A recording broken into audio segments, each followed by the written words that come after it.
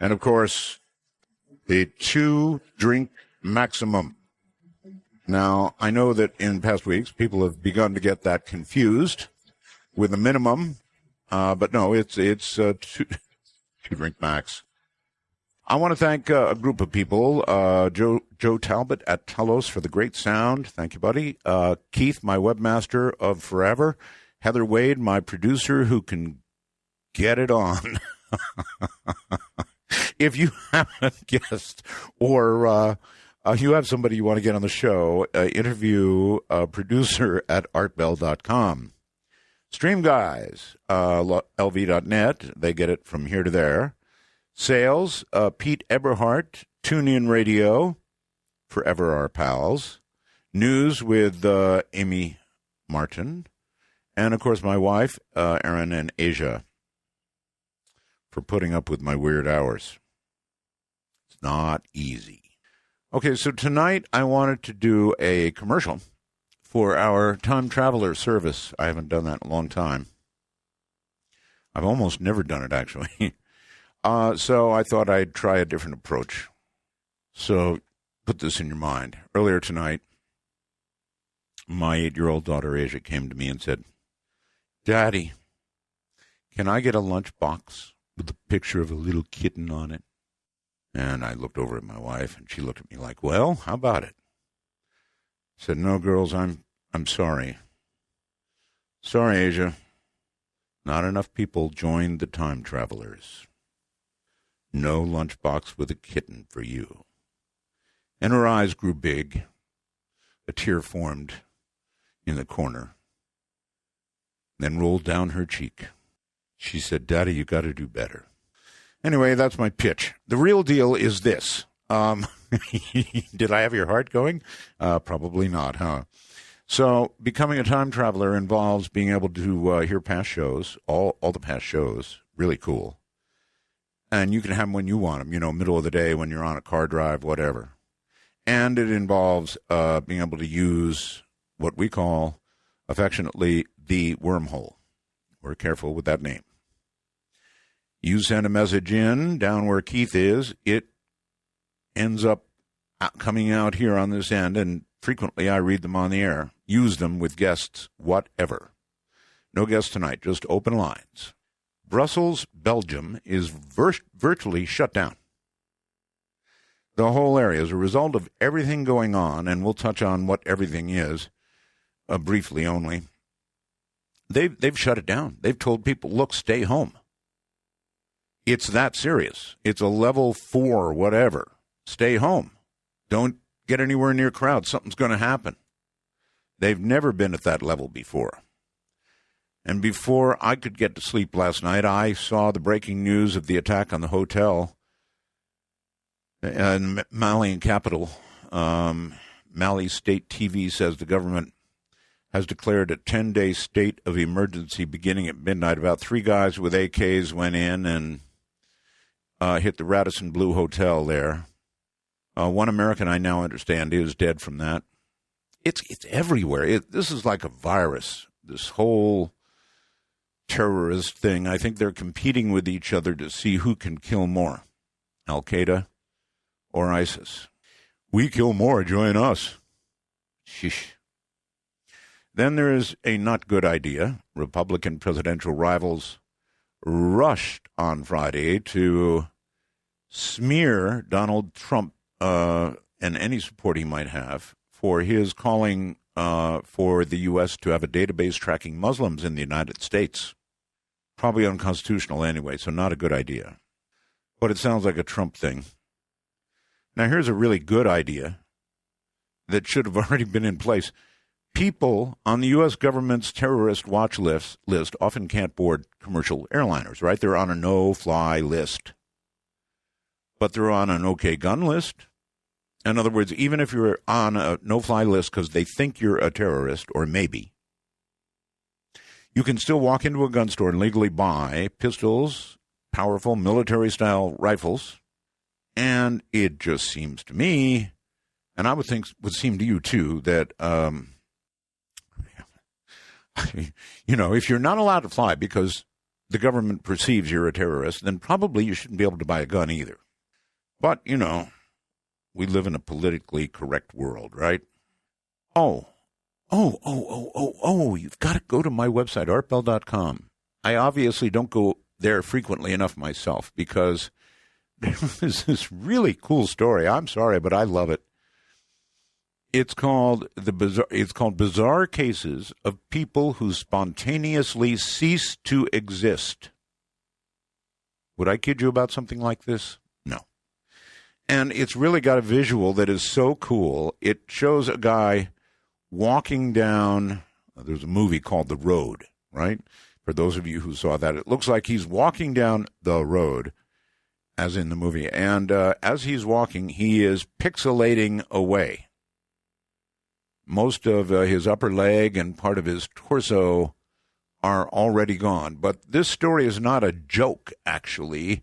They're talking about people who spontaneously, sometimes in front of other people, simply cease to exist. They're never heard from again. They're never found. They never send postcards. Baby, they're gone. A glitch, perhaps, in the Matrix? I don't know. But this story is for real. And if you want to read it, be my guest. At least catch the visual. It's really amazing. Just a few seconds, I guess, and you're gone. Never to be heard from again. Where do you go? Does this really happen? How many people nationwide disappear, and I mean never to be seen again, in Walmart restrooms? I'll just leave that one on the table for you to think about. So, okay, open lines, as I said, and anything goes coming up in just a second. So you're welcome to get on the lines ahead of time. You already have done that. They're full. I will open a special line tonight. I wasn't going to do it, but I was tempted into it, by the way, by somebody in our wormhole. Now, just to prove to you that I do read the messages, let me get it up here and take a look. Let's see. It's a cool way to send messages to me. It is Clay who writes, Art, I'd love to hear some shows on prepping. Well, it's open lines tonight, Clay. We're not going to really do a prepping show, but I would like to open a prepper's line. And here's my idea. If you're a prepper, I'd like a call from you. And when you do call, I would like to know what you're prepping for. In other words, what are you stocking up for?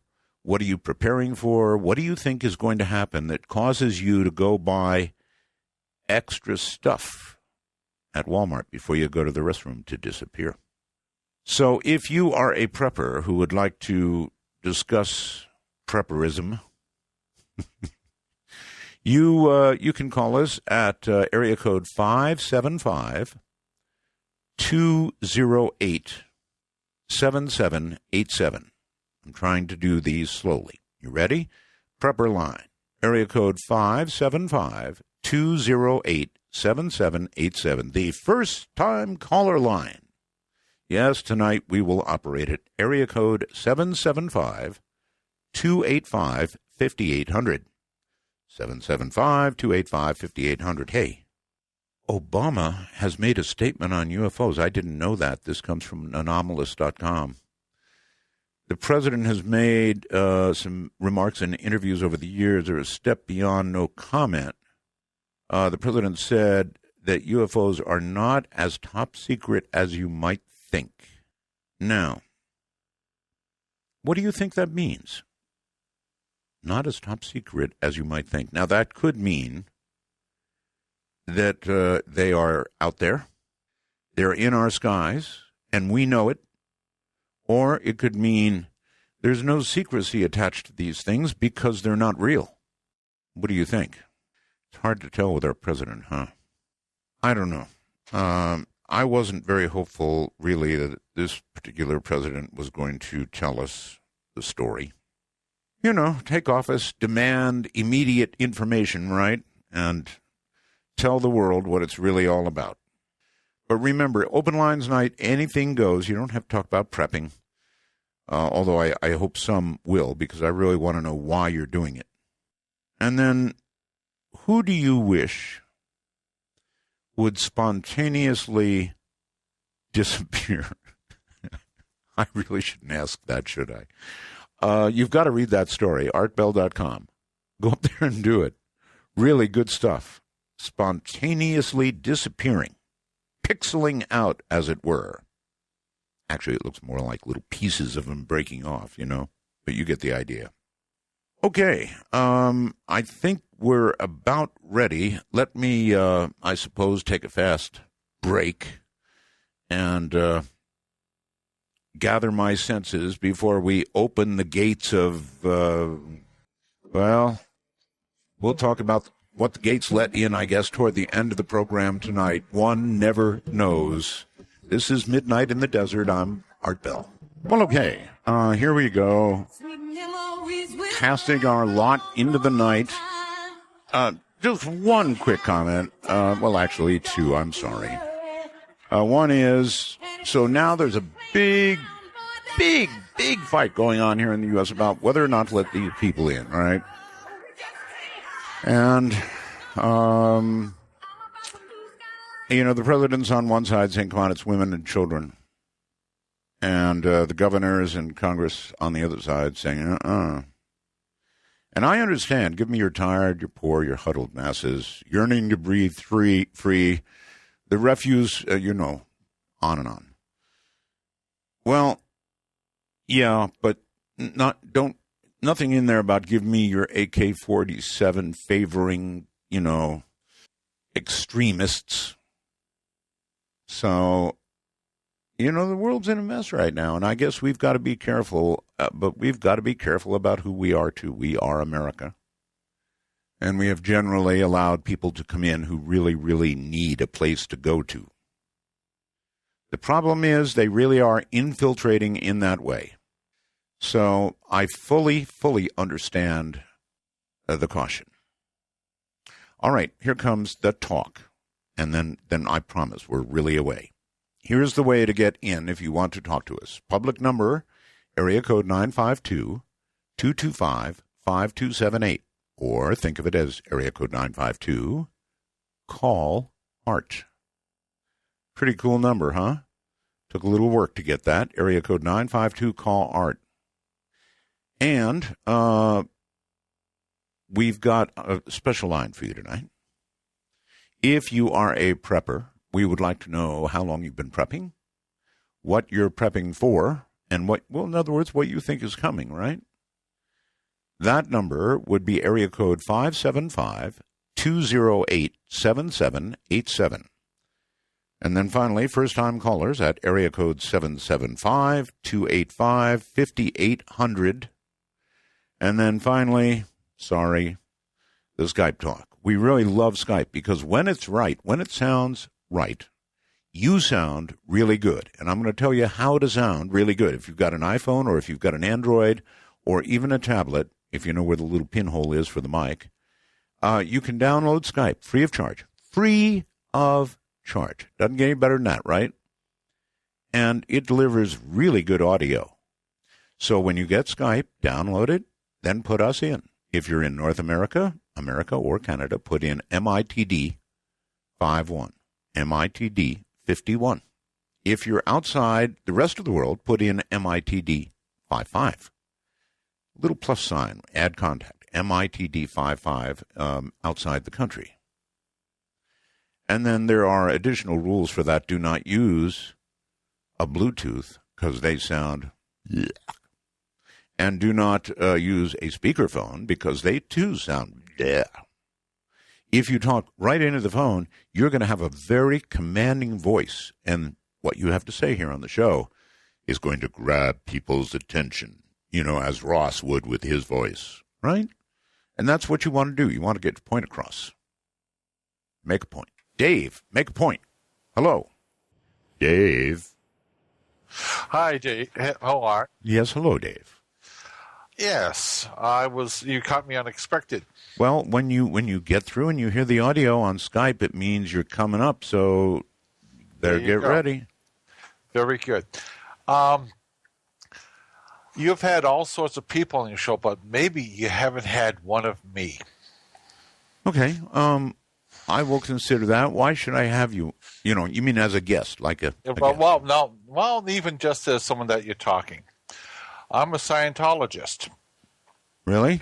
Yes. Isn't there a new antibiotic for that? Say again? Nothing. Go ahead. We have it all, the past lives, the out-of-body experiences, all that stuff, which is stuff you cover on your show. Not so much UFOs, but I have some comments on them if you want. I'm willing to talk a little bit of shop on all this stuff. So as they say, want to take a ride? Well, not a Scientologist ride, really, but I mean, I wouldn't bar you from talking about it. Sure. Specifically, there's an awful lot that you've talked about that is stuff that we cover as far as that goes, like the hypnotist that you talked about, that you had on a couple weeks ago that talked about past lives and so on. Yes. The little tricks that he used sounds like it's straight out of Dianetics and other related books as far as that goes. Yeah, but why would you want tricks used on you? No, I'm saying that the tricks and stuff that he used. Oh, he used. Yeah. Yes. Well, similar, though, to Dianetics, you said. Yeah, they're very similar to that. Mm-hmm. I do have a couple small critiques, though. For example, you had asked him, how do you know if the guy's faking it or not? Yeah. Right? Right. And the thing that he said that he used his own ability, a spiritual ability, to verify that someone was actually looking at something versus making it up. Yeah, I prefer another mode. What you do is you tell the person you've got hypnotized that they can't feel anything in their leg, and then you start at them with a sewing needle. And pretty quickly you're going to know if they're really under or not. Well, the thing is that even if you grant him the credibility that, he could do that. Yeah. The ability to have that kind of perception is pretty rare as far as that goes. And you would basically want a system that anyone could use as far as that goes. And it's a similar type of technique, but you're working with the idea of you want people to more consciously be aware of it as far as that goes, instead of going into a hypnotic trance as far as that goes. The other thing that he did You say that a lot as far as that goes. Well, I can go into a lot of detail, but I don't want to get super technical. No. No. Very broad brushes, please. Yes.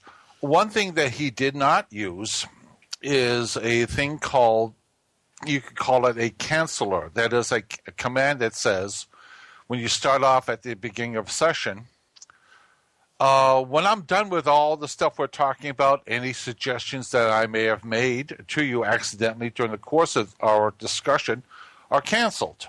He doesn't use that, and that is kind of a critique, and that's a thing that is in Dianetics. All right, well, listen, we're way short on time, and, callers can only get so much time, so rather than have the entire Dianetics thing unveiled in front of us tonight, I think we'll move on for now and say, hello, you're on the air.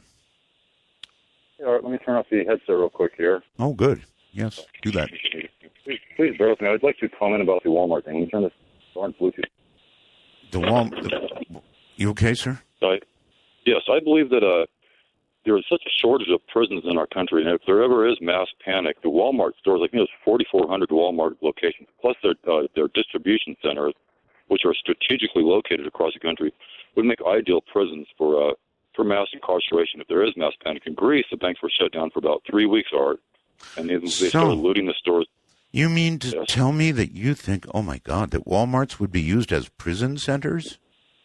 Oh, they have the trucks. They have all the trucks. They have all the equipment. They have the cooling centers. They have all kinds of stuff. And one thing that's kind of interesting, before I'd like to really by the way, do you have any comment on people just spontaneously disappearing in their restrooms?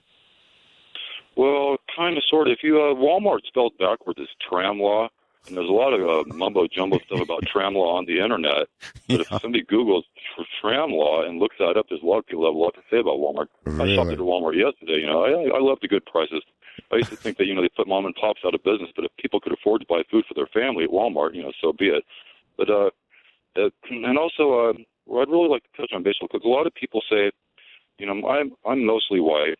That, you know, it wasn't me that did slavery. It wasn't me that killed the Native Americans. It was my ancestors. And, you know, darn right it was our ancestors. We're a young country. But you carry genetic shame because of it, sir. Well, I don't think genetic shame. No, we're a young country, Art, and I believe that these people, you know, they saw and they've heard what we did to the people in Nigeria, and also to the Native Americans in this country, what we've done to the land, you know, in Australia, New Zealand, South America, on and on and on and on. And you know, it's just to me, it's a hop, skip, and a jump. Like some people said that chaos creates change. Your genes are hanging their little chins on their chests. Well, I think the chemtrails do a good job with that. But at any rate, I'd just like to add really quickly, you know, 90 million buffalo later, yes, you know, it was called Manifest Destiny. You know, I miss the buffalo, sir, now that you've mentioned it. I really miss them. Yeah, well, I guess Ted Turner has that going on up there. I don't know what else he's doing to CNN. I think maybe Ted Turner should sell some free spots to President Obama's Tells.com girls or something. He doesn't own CNN anymore. Oh, I didn't know that. I'd just like to touch on the tram law thing, Art, and just please keep up the good work. I don't think people have any idea what kind of mental capacity Art Bell has to do what he does. And I'd just like to thank you once again. Well, thank you again, and have a good night.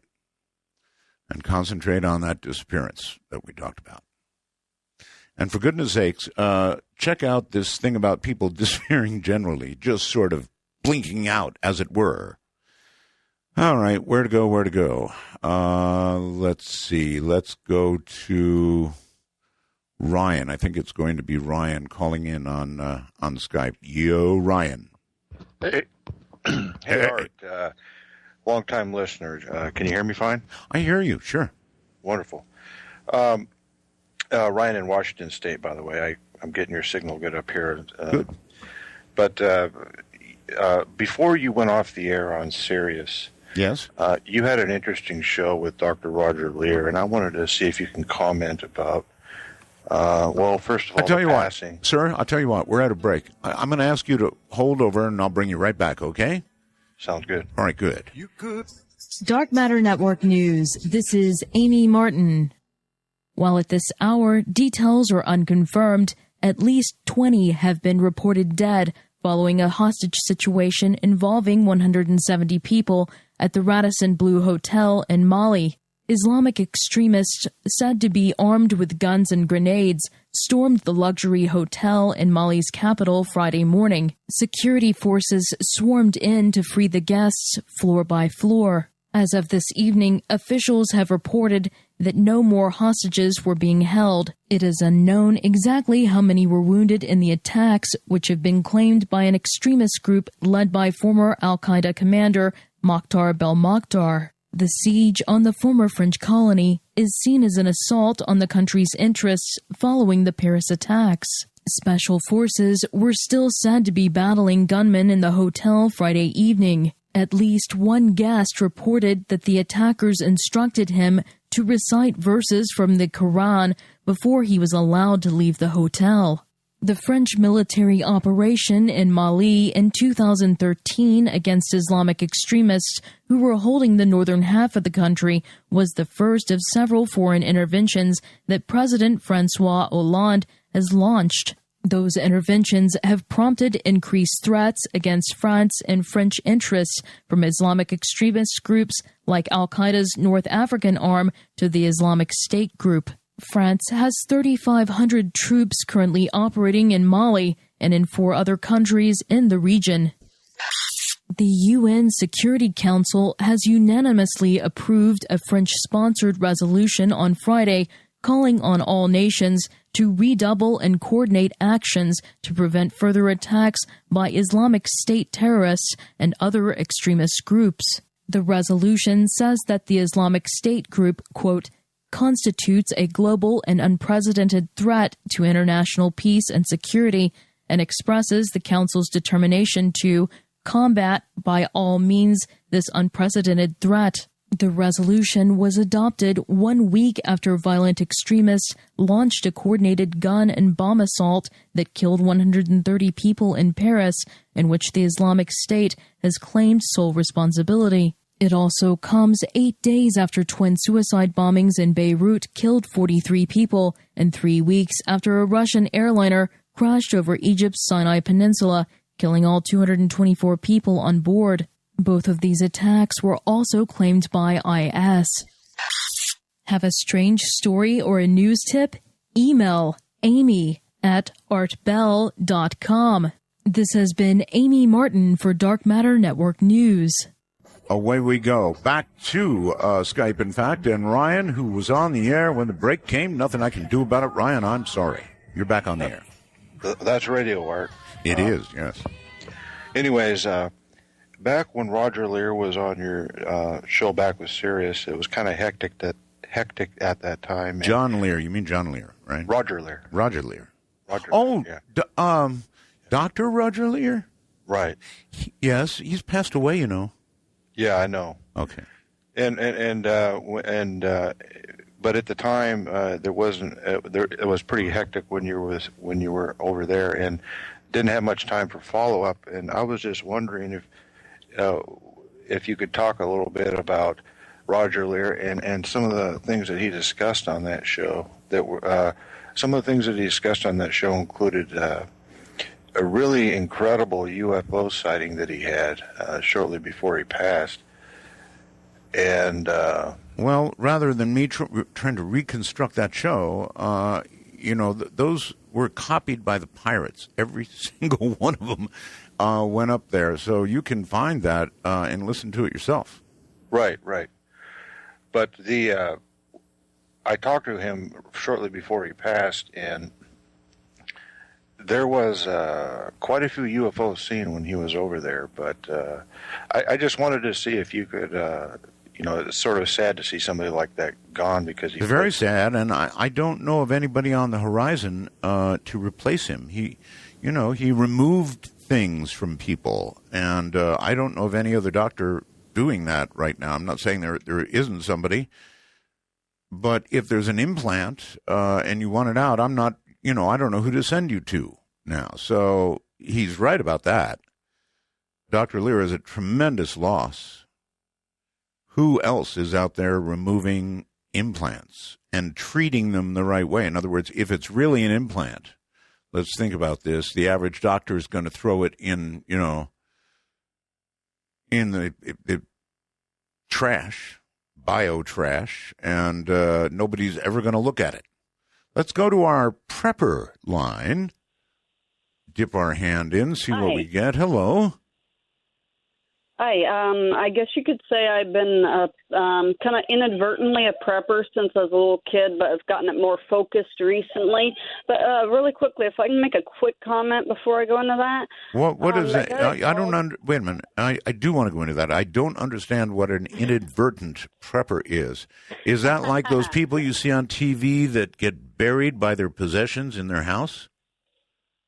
No, more kind of the opposite. I was raised kind of off the land almost, raised like out of a tent or out of a camper most of my life, and pretty much lived off the land for little segments of my childhood, sometimes hardly eating anything from the store, but mostly just plants where I live. Almost feral. What am I hearing in the background?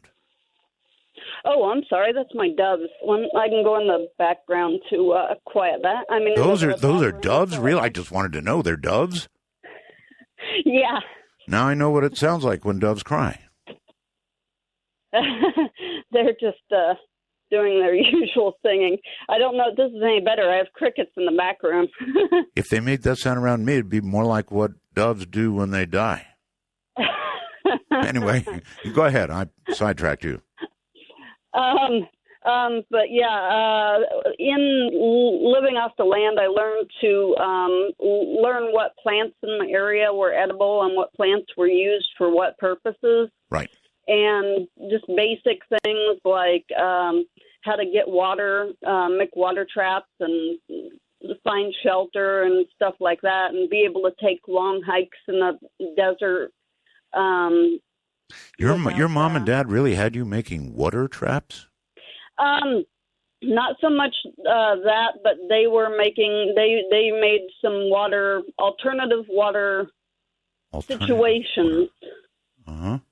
Well, water is the like, first thing anybody would need, no question about that. Okay, so anyway, you're a prepper. As I got older, I studied the things like the water traps and making, finding various food, shelter, all that sort of thing. Sure. More recently, I one thing that going through the desert on a long hike teaches you really quickly is don't pack your bag too heavy. Mm. And that is one thing I've brought through the prepping, any official prepping I've done. But I would like to know, if you don't mind, what is it that you think you're prepping for? Mainly social collapse type situations where you won't be able to be at home. You will have to live off the land. Okay, so you got a lot of guns, I'm sure, right? No, actually, that's what I'm not doing is stockpiling a bunch of stuff, because if you have to run for the hills, if you have to make a quick escape, you don't want a bag that's going to be heavier than you are, that's going to weigh you down so fast that if something's chasing you, you don't have a chance. But you've got you've got some guns, right? Actually, I have a kid, so I haven't kept guns in the house, but I do have a couple slingshots in there for hunting purposes. Well, I hate to flash back to the show the other night, but I watched The Walking Dead, and the people who are out just wandering around and don't have guns, well, except for the one lady with the sword, they die real quickly. Because... But the key is don't be a fighter, be a hider. Be able to hide enough that you aren't going to be found by the people that have the guns. The thing is, I figure if you can survive the first 2 weeks, you have it made, because most people have such little survival knowledge that you're going to be pretty much alone after that first 2 weeks. Gotcha. Yeah, all right. Well, thank you very much for the call, and that's probably sage advice. I'm probably one of those people, despite what I have, and I do have some, stuff, right, ready. I have stuff, but still in all, I'm not a survivor of Mad Max, if that's what's coming, nor do I know if I wish to be. What about you? I guess stand there like nuclear war and just be the first to go. Don't go by the slow, torturous radiation way. Let's go to Glenn, I think it is. Hello. Yes. Good morning, Art. Hi. Good morning, sir. Yeah, I'm trying to figure out how I want to fulfill the 2 curse word minimum. I'm not quite sure how I'll do that, but it'll pop. Something will pop to mind. Okay. What are you calling me on? I'm on Skype on a HP laptop. Okay. Does your laptop have a little hole in it where you would have to talk to sound close? Am I not close? Am I not loud enough? That's better. That's way better. Oh, I'm leaning in a bit. Okay. What's funny is this is my larger home laptop that I use at home, but apparently the smaller one that I take to work with me actually works better. Well, what they should do on laptops is they should put a little arrow to microphone. They don't show you where it is, and that's very thoughtless of them. And I mean all of them. There's not one of them has little arrow says, okay, Mike is here. And so people don't know where they are on a laptop. PC mics used to be horrible. I got, until they came out with some really good, the USB ones. Oh my goodness, the mics were terrible. Yes. But anyway, on the prepping front, one of my oldest prepping items, is your original C. Crane crank radio that I still have in the original box. I'm sure you've heard this before. No joke. Right. I've heard it. I've got them. And you're right. That's a big item. Yeah, the one with the fold-out crank. Oh, yeah. And I even got the one with the light upgrade with the special socket drilled in it and the little red light, the red plastic, housing light with a cord on it and everything. Mm-hmm. Yeah, man. That's been there for a long time. You know what they had to make? They should have a couple little terminals on the side of the crank radio so that if you capture somebody and need to get information from them, you simply wire to those two terminals and then two spots on their body, crank for about half an hour, push the button, and they tell you anything you want to hear. Right. I think I bought that radio when cell phones were still analog. You could cut the cord on the you could tap into the cord that goes to the light and kind of like clothespin the electrodes to their nostrils or something. Okay. So anyway, you are a prepper, right? To some degree, I would call myself I think I want to be able to stay home for 3 days, a week or two, if absolutely necessary. All right. What is the number one thing you think people need to prep for? Possibility of? Well, basically, I think societal disruption. Like, look at what's going on in Brussels, Belgium tonight. Oh yeah. Like some huge debilitating thing that scares the tar out of people, or that has the government saying, "Stay home, don't go out and all that kind of thing." Just some, I have no illusions of staying alive, forever. If there's a nuclear bomb going to be dropped, I want to go down on one knee and signal for a fair catch. Like that. Yeah, exactly. Signal for a fair catch. I got it. It's mine. You guys are all right. Okay. Well, I guess that makes sense. I am a believer in God, so I do believe at some point, the Messiah, Jesus, is going to come back. But there's a lot of bad stuff I think that has to happen before then. Don't figure I'll probably be living on this planet for another 15 years. You might be. I could be. I frequently surprise myself. Every day I wake up and I go, "Really again?" Well, no, I just sort of trust God with everything. And you know what? I'm a caregiver by trade, by profession. And so I figure, I'm going to end up, I'm just going to, I'm not going to just worry about covering my own posterior. I'm probably going to be with other people who are suffering or something if. It's always good to cover your own posterior, and therefore you prep. All right. Well, thank you very much for the call. That was a good one. That actually was a very, very good one. Signal for, in global thermonuclear warfare parlance, signaling for a fair catch has some pretty good fair amount of humor. Let's go to fair catch. First time caller line. You're on the air. Hello.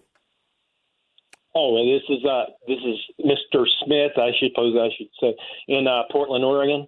You were mentioning earlier in the program about people just disappearing into thin air before your eyes. Yeah, we've got an article about it on artbell.com.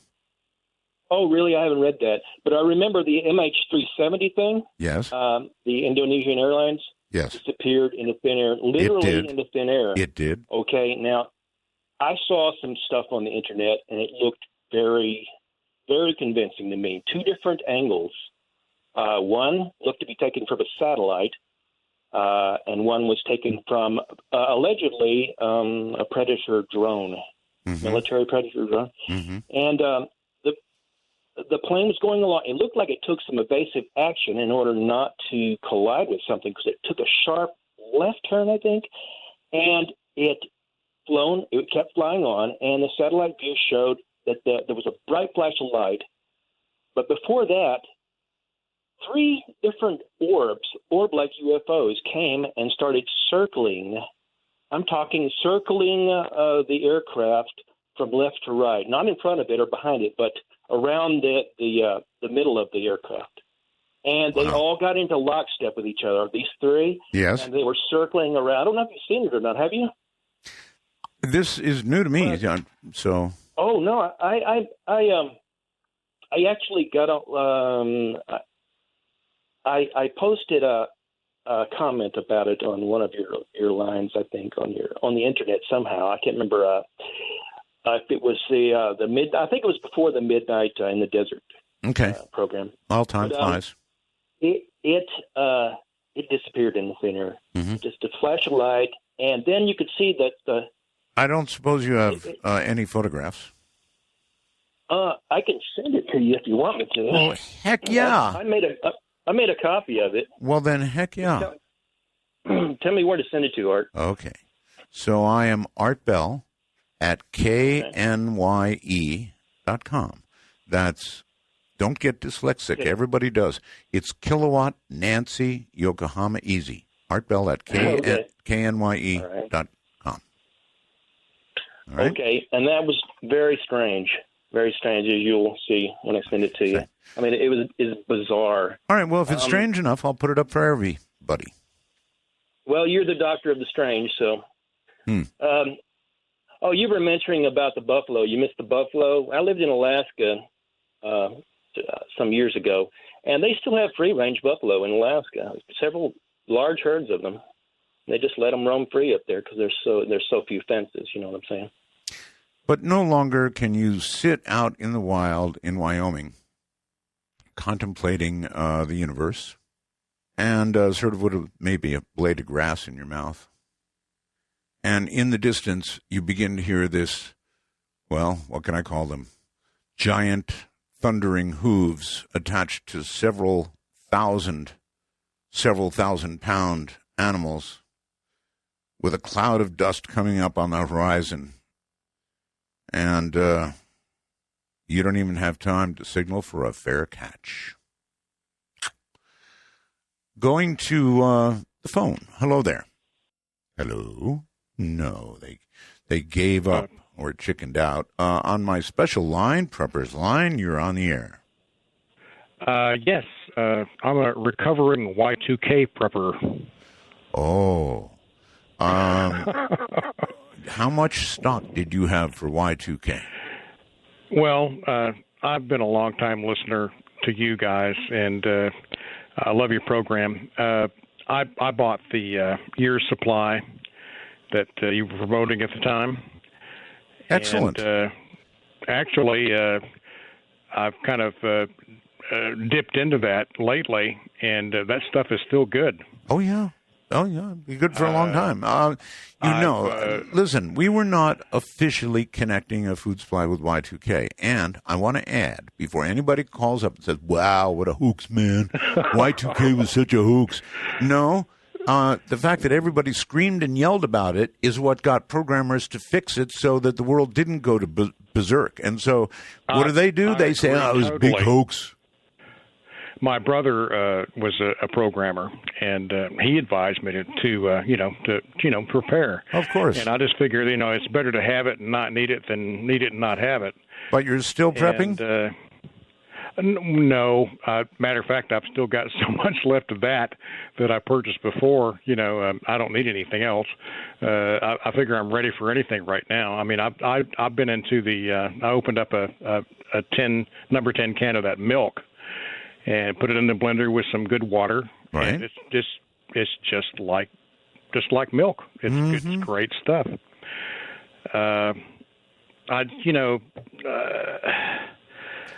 just figure you should be ready for anything. I mean, like EMP or if you needed it, flares. If anything. you needed it, nothing else would do.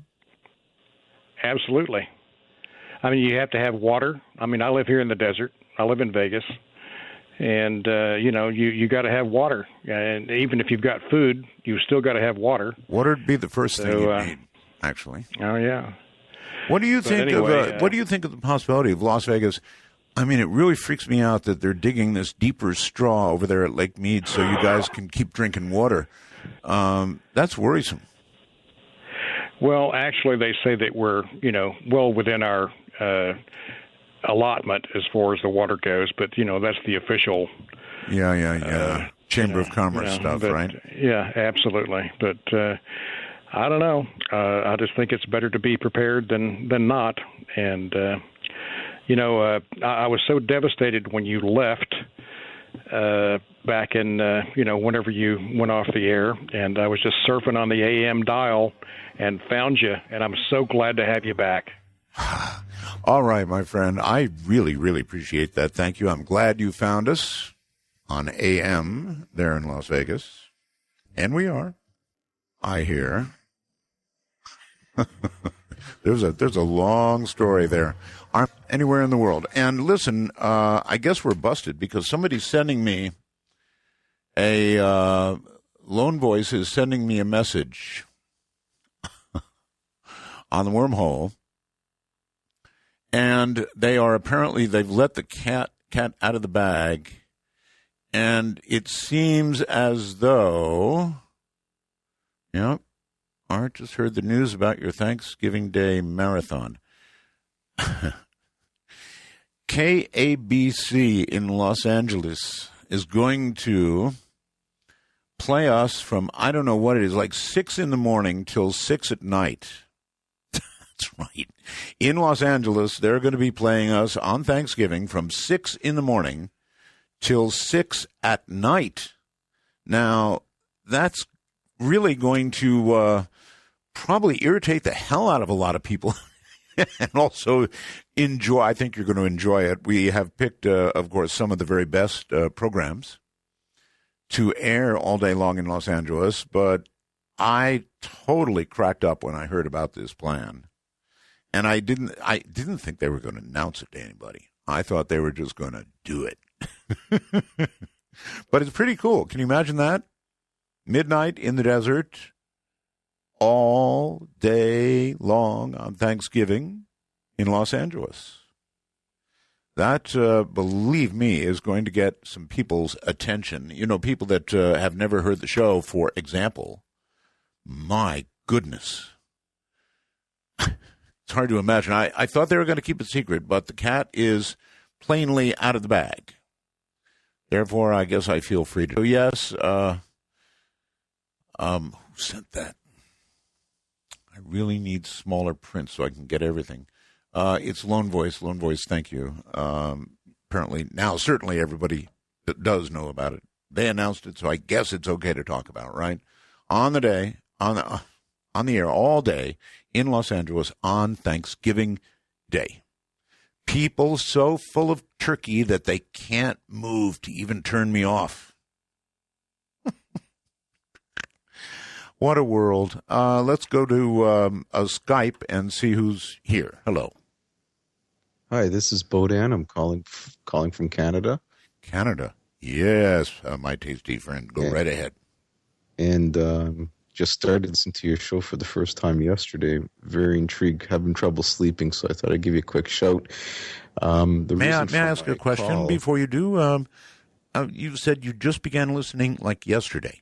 So how did you learn of the show? How did you learn about the program? I was just going to brush my teeth yesterday and turned on the radio, and I started listening to your show, and it kind of hit me, your topic, and I don't remember what you spoke about yesterday, but the topic was really interesting. I thought, I'm going to give you guys a try another night tonight if I'm having trouble falling asleep. So here I am again. All right. Well, the way the show works is the first 4 days of the week, we're pretty serious. We have guests on, and then Friday night, Saturday morning, we throw caution to the wind, and we just open the lines. We don't screen calls. We just do what we're doing now. Cool. Well, the reason for my call is first of all, I'm not one of your, I think it's called it a prepper, from what I understand. You're breaking up a little bit now on Skype. Okay, I'm calling from my BlackBerry. But the reason for my call is to talk to you guys about ayahuasca. Oh, yes. And implants. I don't know if I heard somebody was talking about implants earlier. Yes. And I went to Peru to have one of these ayahuasca experiences. And during this experience, I don't know how much you know about ayahuasca, but it's a shaman medicine from thousands of years ago. Oh, I know enough. I know enough, sir, about it. Trust me. Okay. Maybe for your other people that are listening too. But anyways, in this experience, one of the things that came out was a lot about aliens and how, I don't know if I was in another dimension or something, and how I was getting implants put into me. And during this ceremony, one of the things that happened was I was getting these implants pulled out of me.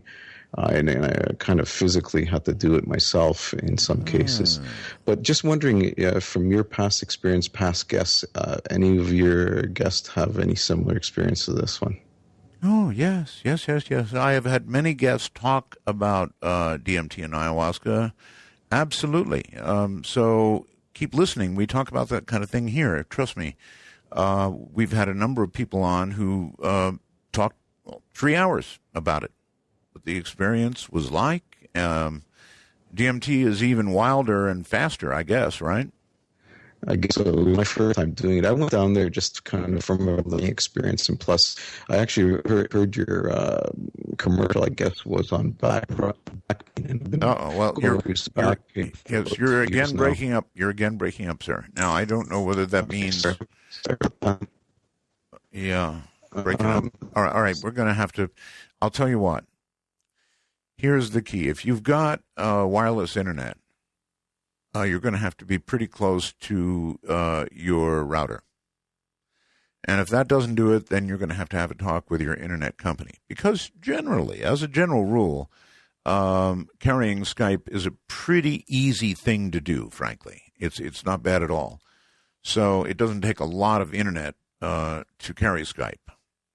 It takes relatively jitterless internet to carry Skype well. And most people aren't going to even know what that means. First-time caller line, you're on the air. Hello. Good evening, Art. And Good evening. Thank you so much for taking my call. Sure. Long-time listener, first-time caller, and it's like meeting an old member of the family that has disappeared. Thank you for coming back.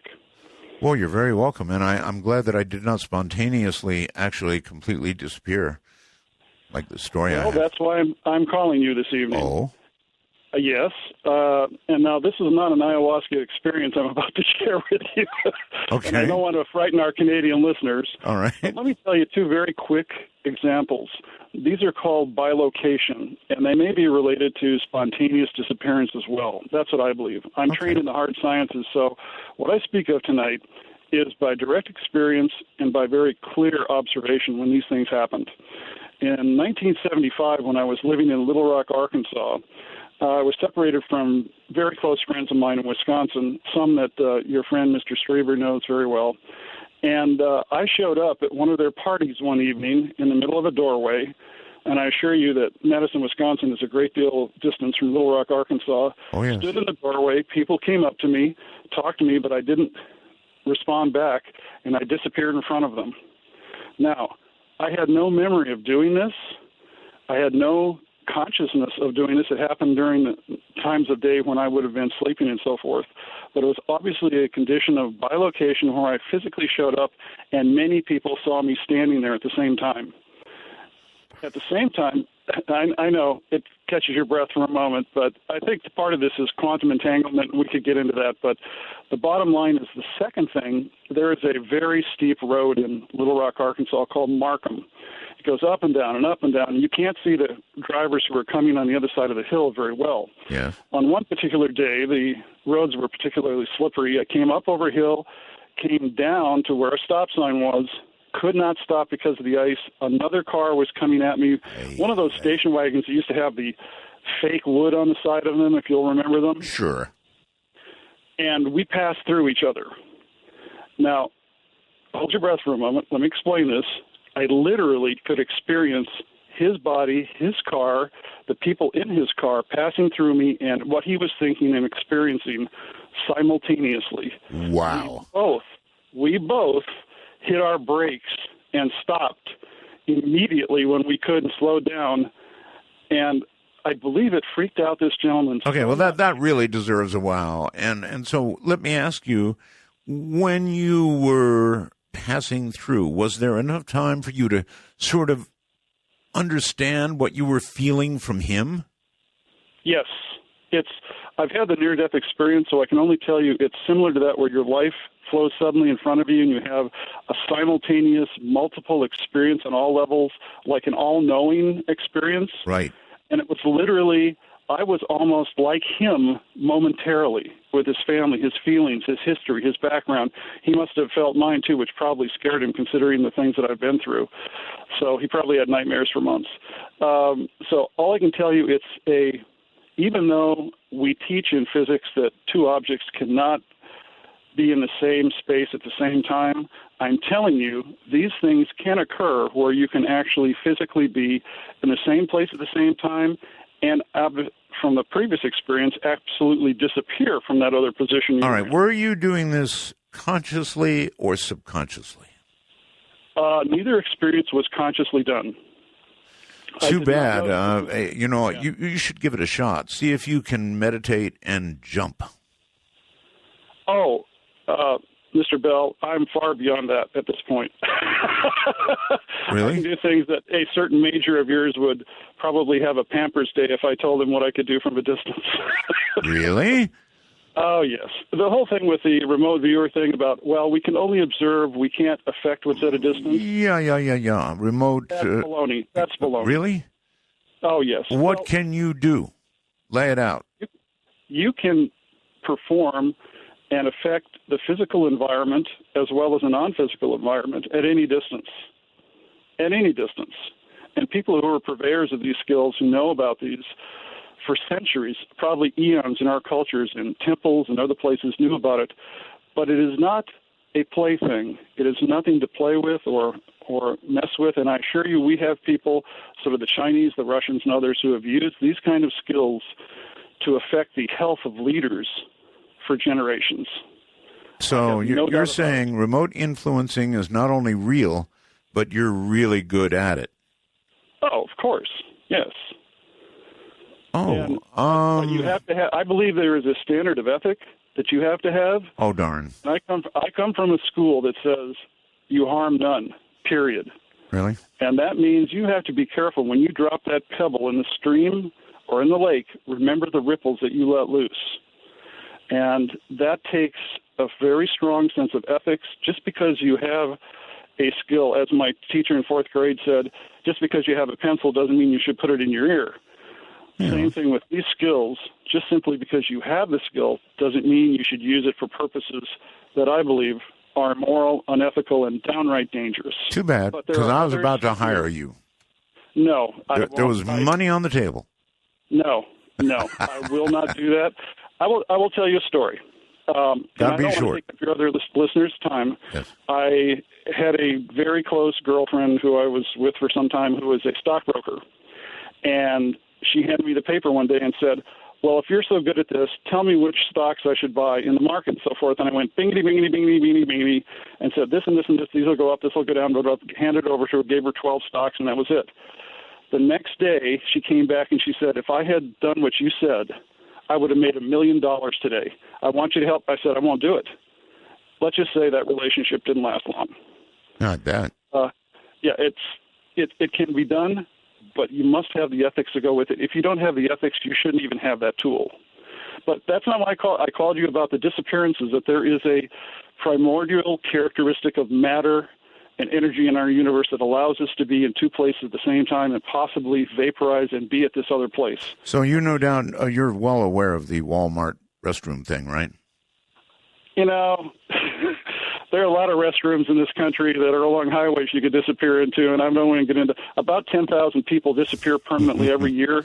Actually, it's the truth. They do. I know they do, and it just can't be explained. You're going to want to read the article that is at artbell.com about this. Seriously. I have looked a little through. I'll look some more. But I just want to thank you so much, Art, for your time and be a family member for all of us who are nighttime listeners in the world.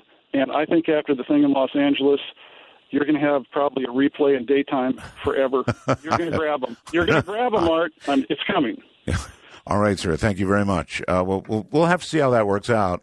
But I laughed and laughed and laughed. I mean, of all ideas, can you imagine doing Midnight in the Desert from 6 in the morning till 6 at night in Los Angeles? There are going to be, well, I don't want to make predictions. Anyway, I know we picked 4 pretty good shows. That's what it'll take, is 4 shows. It's going to be wild. I think Los Angeles is the nation's second radio market. The way it works is New York, hey, WABC. New York is number 1, and Los Angeles is the second radio market, and Chicago is the third radio market. Let's go to Cincinnati on the phone. Hello. Hello. Hi. Not actually Cincinnati. Well, all I can go by is what it says on my phone. It says Cincinnati on my phone. I'm sorry. No, it's not your fault. This is Alicia, Roswell, first of all. Thank you. I am actually currently in Cottonwood, Arizona, but I live in Phoenix now. Just haven't changed the phone. Well, no, wait a minute. Then at what point were you in Cincinnati? A very long time. That's why the phone still has the 513. Wow. All right. Now in Phoenix, home of the lights. Much more exciting. So I want to say that, first of all, I have to say hi to Bite 9 and to my husband, who is sitting next to me, who is your biggest fan. He is he's a ham radio operator, just like you. All right. He is the reason I'm listening to your show. Well, then you obviously have good taste. You married an amateur radio operator. Mm-hmm. So I want to say this. I am not a long-time listener. I am a new listener, all because of him. And this relates to my story. I want to talk about ghosts. Okay. I feel like listening to the show has kind of opened my mind. I was a skeptic for a very long time. And what's been happening is I'm having these dreams that are very vivid where I can walk through a wall and I can feel every bit of it. It takes all the energy I have, and I know that I come across a wall and I think, I've got to get to the other side, and I feel myself going through this wall. It's like the most concentration you can possibly have. And so I'm wondering, just kind of throwing it out to the listeners, is it an experience from the past? Is it an experience from the future? Is it out of body? It's the weirdest, most real thing that I've ever felt. And I know you've talked about some sleep issues before, and I have sleep paralysis and some of the other things, but this is something I feel like other people might have some wisdom on, and I just wanted to kind of throw it out there. Well, I appreciate your doing that. And you haven't heard about this Walmart restroom thing, right? Well, I've been hearing a little. A little, yeah. Okay. Well, then there you are. It's getting around. All right. Thank you very, very much for the call, and please call again. I am now informed by the evil Roland that I said it wrong, that KBC will indeed be playing us all day long. But actually, this is better because, who the heck gets up at 6 a.m. on Thanksgiving anyway? It'll be from 9 a.m. to 9 p.m. on Thanksgiving. And then, of course, we'll have a repeat beginning at then. So actually, it's longer than that, right? If it's 9 in the morning till 9 at night, well, there might be an hour in between. Then there'll be another show. Anyway, that's what it says, 9 in the morning till 9 at night. Michael, hello. On Skype, hello. Art. Michael. Okay, I've got a bit of a delay. I'm on Skype on the iPhone. No, you sound all right to me. Perfect. So listen, I have a potential revenue stream for you that I haven't seen tapped in yet. Okay. Midnight in the desert dating. Huh? Yeah, I'm going to double tap you and kick you off my line. Have a nice night. Yeah, you too. Double tap for sure. I'm not even going there. Hi, on the first-time caller line, you are on the air. Hi, I was just calling to tell you about why some people prep. Oh, good. Excellent. You're a first-time caller. You've never called the show before, right? No. Oh, okay. All right, then. Lay it on me. Why do people prep? Well, I think some people are interested in a kind of like old-timey lifestyle or camping, outdoorsy lifestyle, and it appeals to them to collect certain items like the certain tools of the trades, as it were, like camping gear, all these different items, and just build those skills as it relates to just a simpler life. And I think it comes out of a fear that we won't be able to protect our children, have them in a warm place. If the electricity goes out, if society breaks down, you want to have a lot of stuff. Okay, well, let's go beyond that, even a step beyond it. Do you think that the people you're talking about sort of secretly hope something bad will happen? No, I think that's like a really rare. Maybe that's more of the fanatic people. They don't. I think they're more violent. There's a violent obsession or something there, and that's where it connects for them to like the guns and the knives. And I'm telling you, sir, things. I think there's more of those people than you would imagine. Oh, there probably is, but I sure hope they don't rear their ugly heads and do that kind of stuff, because a lot of the people that are sitting in the background too that aren't like that, they are just as prepared. They're just as prepared to run out their front door and protect their neighbor. I would like to imagine that if something really awful happened, we would all take care of each other, share our rations and our water. But that just doesn't match up with reality and human nature. Yeah, it's true. And people are throwing up fences and building their houses, more and more taller and going within their own houses, and technology and entertainment within, and they're not coming outdoors and doing those things that I think make you realize that make young people realize that these weapons and guns and things that are military grade assault rifles, it's true. You don't need that stuff to be prepared.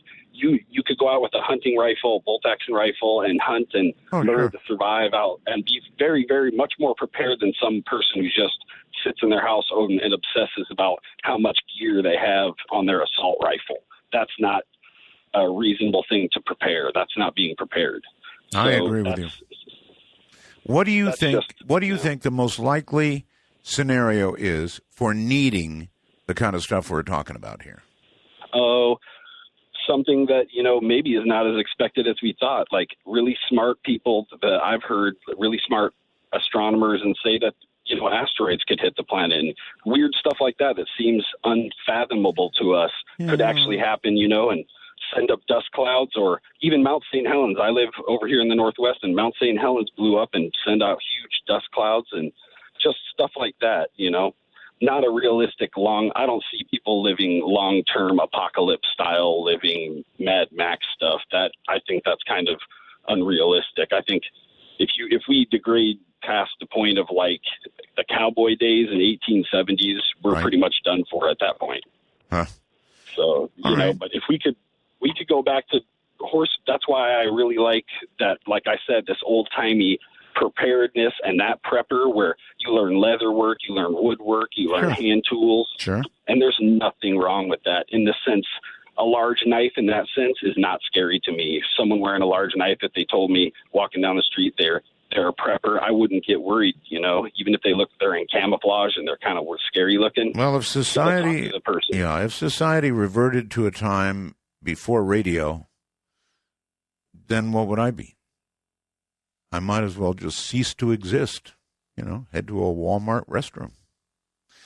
Hello there on Skype. You're on the air. Hi. Hi.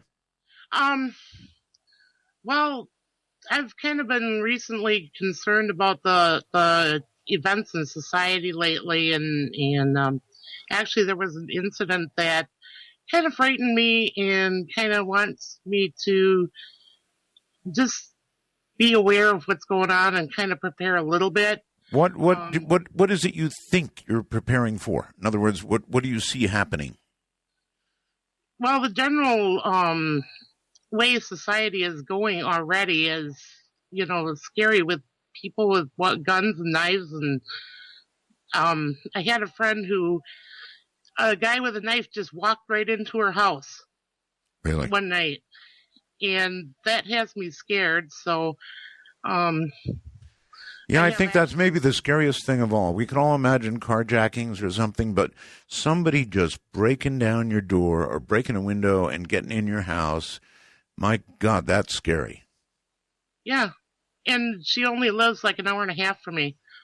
Whew. So, since then I've gotten a dog for alarm purposes, and well, more than all that, but he's a very good alarm. And I want to have a weapon on hand just in case I need to use one.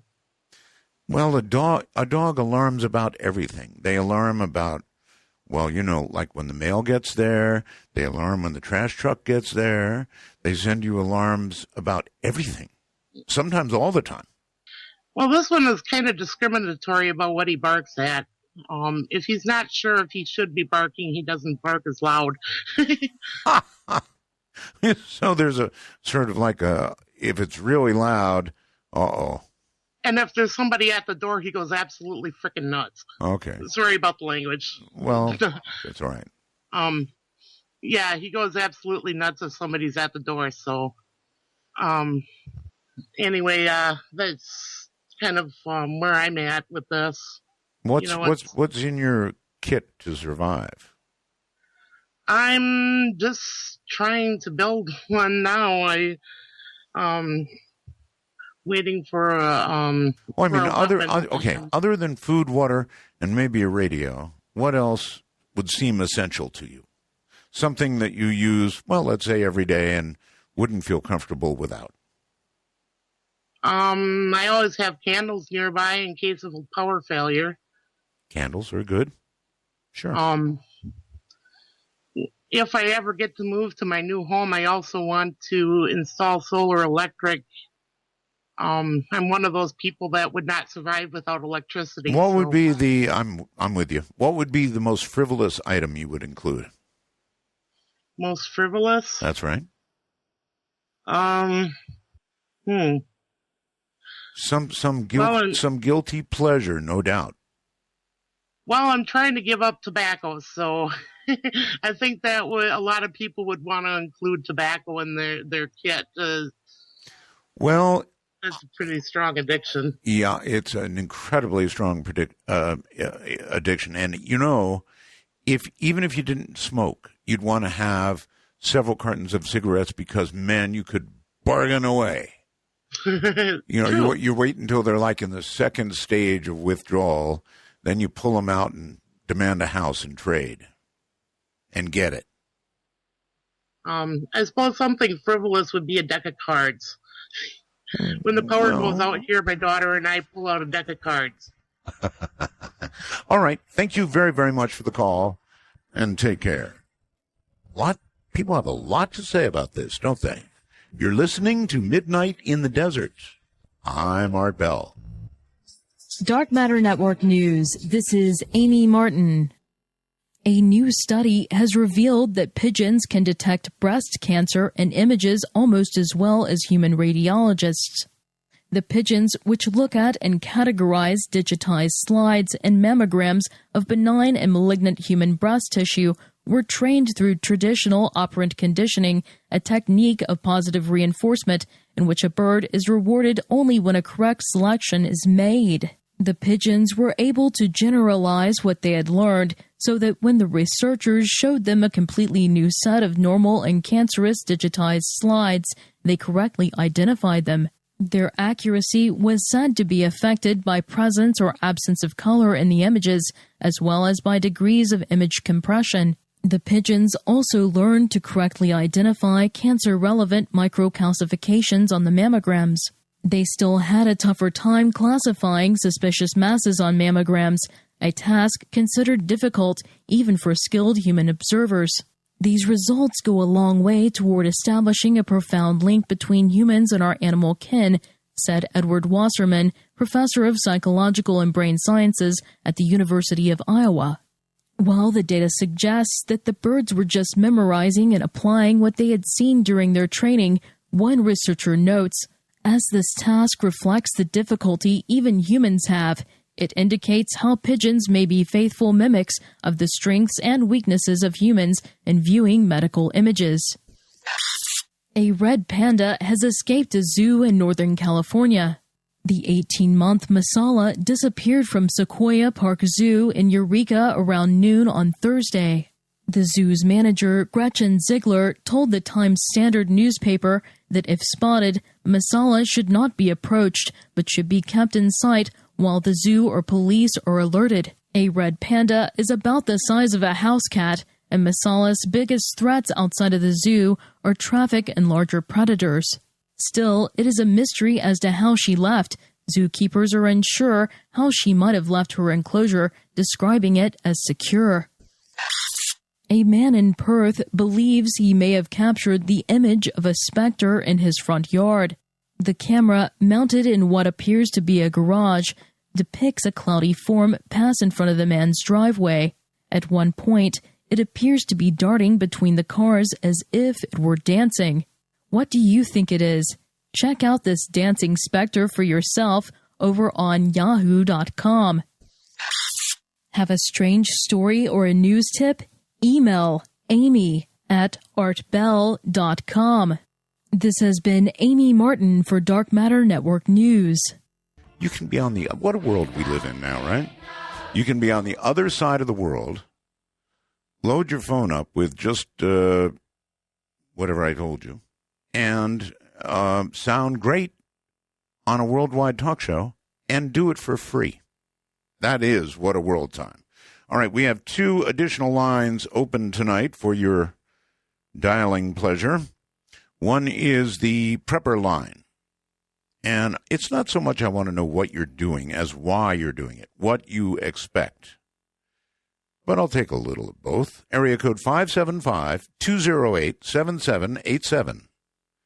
That's the prepper line at area code 575-208-7787. And the first-time caller line, this one's really good for those who have never called the show. Area code 775-285-5800. 775-285-5800. We don't normally give those out during the week, but what the heck, right? Barbara. Hello, Barbara. Hi. Hi. I didn't ever think I was ever going to get on. Oh, but yet it occurred. Well, thank you. Where are you, Barbara? I'm in Phoenix. Phoenix, okay. And I'm not prepping for nothing. Not at all, huh? No. I have enough to do with cleaning the house and everything else. So, in other words, if it all came apart and the tide hit the fan... Yep. Because you do a lot of cleaning. I thought I'd throw that in. You'd be out of luck, huh? I'd be out of luck. Well, I mean, what would I do? Run away to the mountains, and I'd have to bring my cats and my cat food. Yeah. And about a day and a half later, my cats would run off, and I'd be wondering what to do out there. They don't travel well anyway. Yeah, they don't. Well, anyway, this is about residual hauntings. Oh. For which I've heard, for years about residual hauntings, and they've always been kind of disappointing to me because they basically mean that there's nothing happening. It's just a loop, right? Yes, a continuing vibration, maybe. Actually, to me, I think, well, good. I mean, if it's not really a soul trapped in a repetitive thing forever, then... yay, because that sounds a little horrific to me. Yeah, you're right. Maybe you won't like this, actually. Oh? Yeah, because I have a friend, and she has a house that's built near a graveyard in Pennsylvania. Yes. So every night, she, about 10 o'clock, which I didn't even know it was so regular, but she sees a smoky black mass. Oh. Yes, in the hall, across from her bedroom. Yes. And it goes down the hall a few steps and then into the closet. So that's very much like a residual haunting. This has been going on for like a year or something, a couple of years. So the other night, for whatever reason, she thought, her husband had passed away a few years ago. Mm-hmm. So for some reason or other, I guess she got it into her head, maybe it's my husband. So she went out there. She's terrified of this thing. But she called out her husband's name, Dan. And the smoky mass, where the head would be, turned to her. Yes. And she described it as it suddenly... How did she describe it? It fractured and broke up. She said it was like a newspaper consumed by the wind in a fire, and that it just suddenly blew away, crinkled away, is what she said. Only at the calling of the name? Only at the calling of the name. Yikes. Which means that possibly residual hauntings are not just somebody repeating something over and over again, a visual loop, that there could be someone there. That's really creepy. Yeah, that's what I thought. Really I creepy. I mean, that. Yeah, what if, you did a certain level of bad in your life and you've got to keep repeating that forever? I mean, that's true hell. Isn't that awful? Sure. It's awful. So I just wanted to say that to you, and I'm so glad I got in to talk to you because I love your show. Well, I'm glad you got in too, but now that's going to be on my mind, I know. forever. Well, I don't know. I just thought that would be an interesting insight into ghosts because people are kind of, it's just a residual haunting. Appreciate your call. Thank you. And that will be on my mind for a while now. That's kind of like the don't go to the light, it's a trick.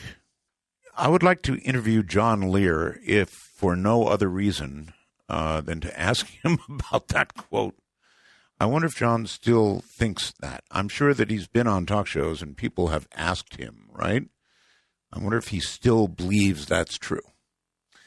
All right, let's go all the way out of the country. Tom, wherever you are, you're on the air. Hello, Tom. Going once, Tom. We have no audio from you. Going twice, Tom, and gone. My guess is that was probably somebody from North America jumping in on the wrong line. First-time caller line, you are on the air. Hello, Art. Hi. My name's Mike. I'm in Las Vegas. Hey, Mike. How you doing? I make it a point to listen to you every night. I love your show. Thank you.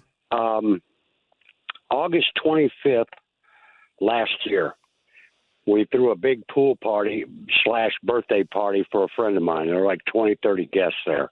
Okay. And at about 5 minutes after midnight, the party started breaking up, and there was about maybe a dozen people left around the pool. Mm. And I just happened to look up in the sky, and I started screaming, "Everybody look." And I was looking right over the light of the Luxor Hotel. And I stopped counting after 12. 12 what? There were 12 lights in the sky in two formations there were in circles. There were 6 in the front and 6 in the back. 2 circle formations of what we saw as UFOs. Well, I've thought about the Luxor for a long time, and that's such a bright light, sir, that if anything's out there, including our own space station, the Luxor light is one thing you're not going to miss. Yeah, exactly. And what I thought it was being used for was a buoy marker.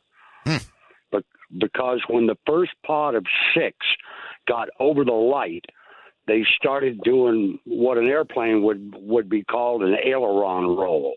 They just started flipping over and over like the kids were out with the parents and they were dancing in the sandbox. Did you think to whip out your camera? And I was in the pool laying back, and I just happened to be looking up at the sky. Now, we live up, the house we got is up on the hill on Hollywood, well, don't tell me exactly where you are, right? So we got a beautiful view of the city. Right. There's no moon out. It's a beautiful, clear sky. And these things came out of the southeast going over toward the northwest. Well, maybe your report, sir, will generate some other witnesses in Vegas. Well, we tried to call, Action 13 in the news, go outside, take a look up, and by the time we were, we actually got somebody to listen to us, they were gone. Well, of course. That's always the way it is. I mean, literally, always the way it is. Or something happened to the pictures, or they're fuzzy.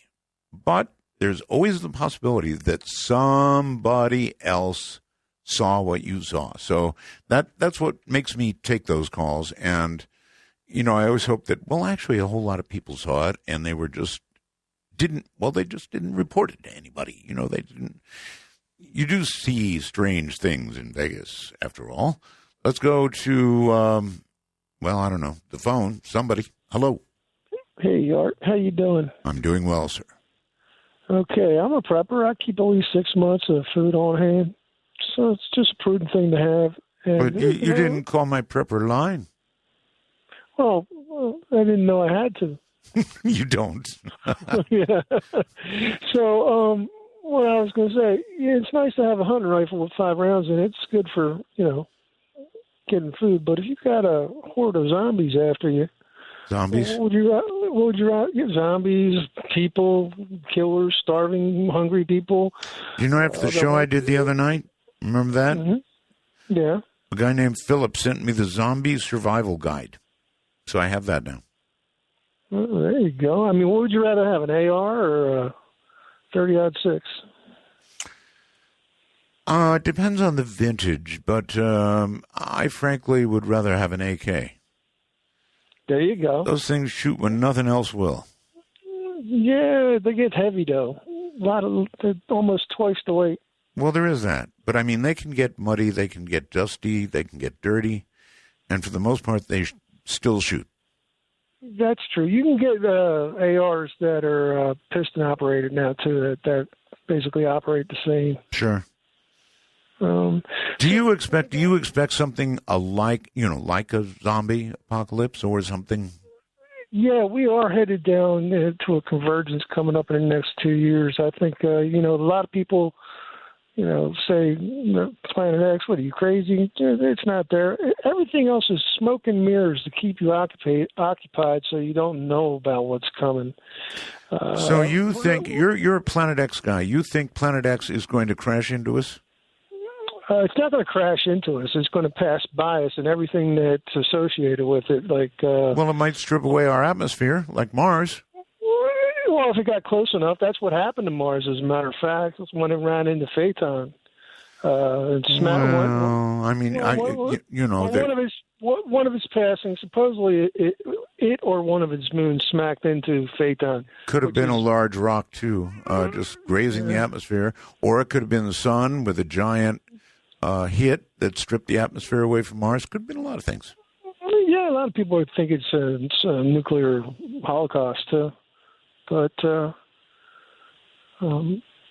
it's coming. If you look, punch up the International Space Station, got some photographs of it, and that was just released. Wait. The International Space Station has photographs of Planet X? Uh-huh. Punch it up. Oh, come on. Do a Google search. Oh, come on. It was released. I'm telling you. I'll send it to you. Okay. All right. Send it to me. Absolutely send it to me. If you've got it, I swear I'll share it. Taken from the International Space Station. Planet X on its way. All right. Fire away, sir. Send it to Art Bell at knye.com. Art Bell at knye.com. Now, I'm going to try again here with Tom. Tom has been calling here again and again, trying, and then hanging up. Are you actually there now, Tom? Can you hear me? I do. Oh, great. I'm sorry before. First time I called on Skype to you, and so, Anyway, all right, wait. I'm not calling from the States. Actually, I'm calling from way across the other side of the world, and this is the honest to God's truth. I'm calling from Beijing, China, baby.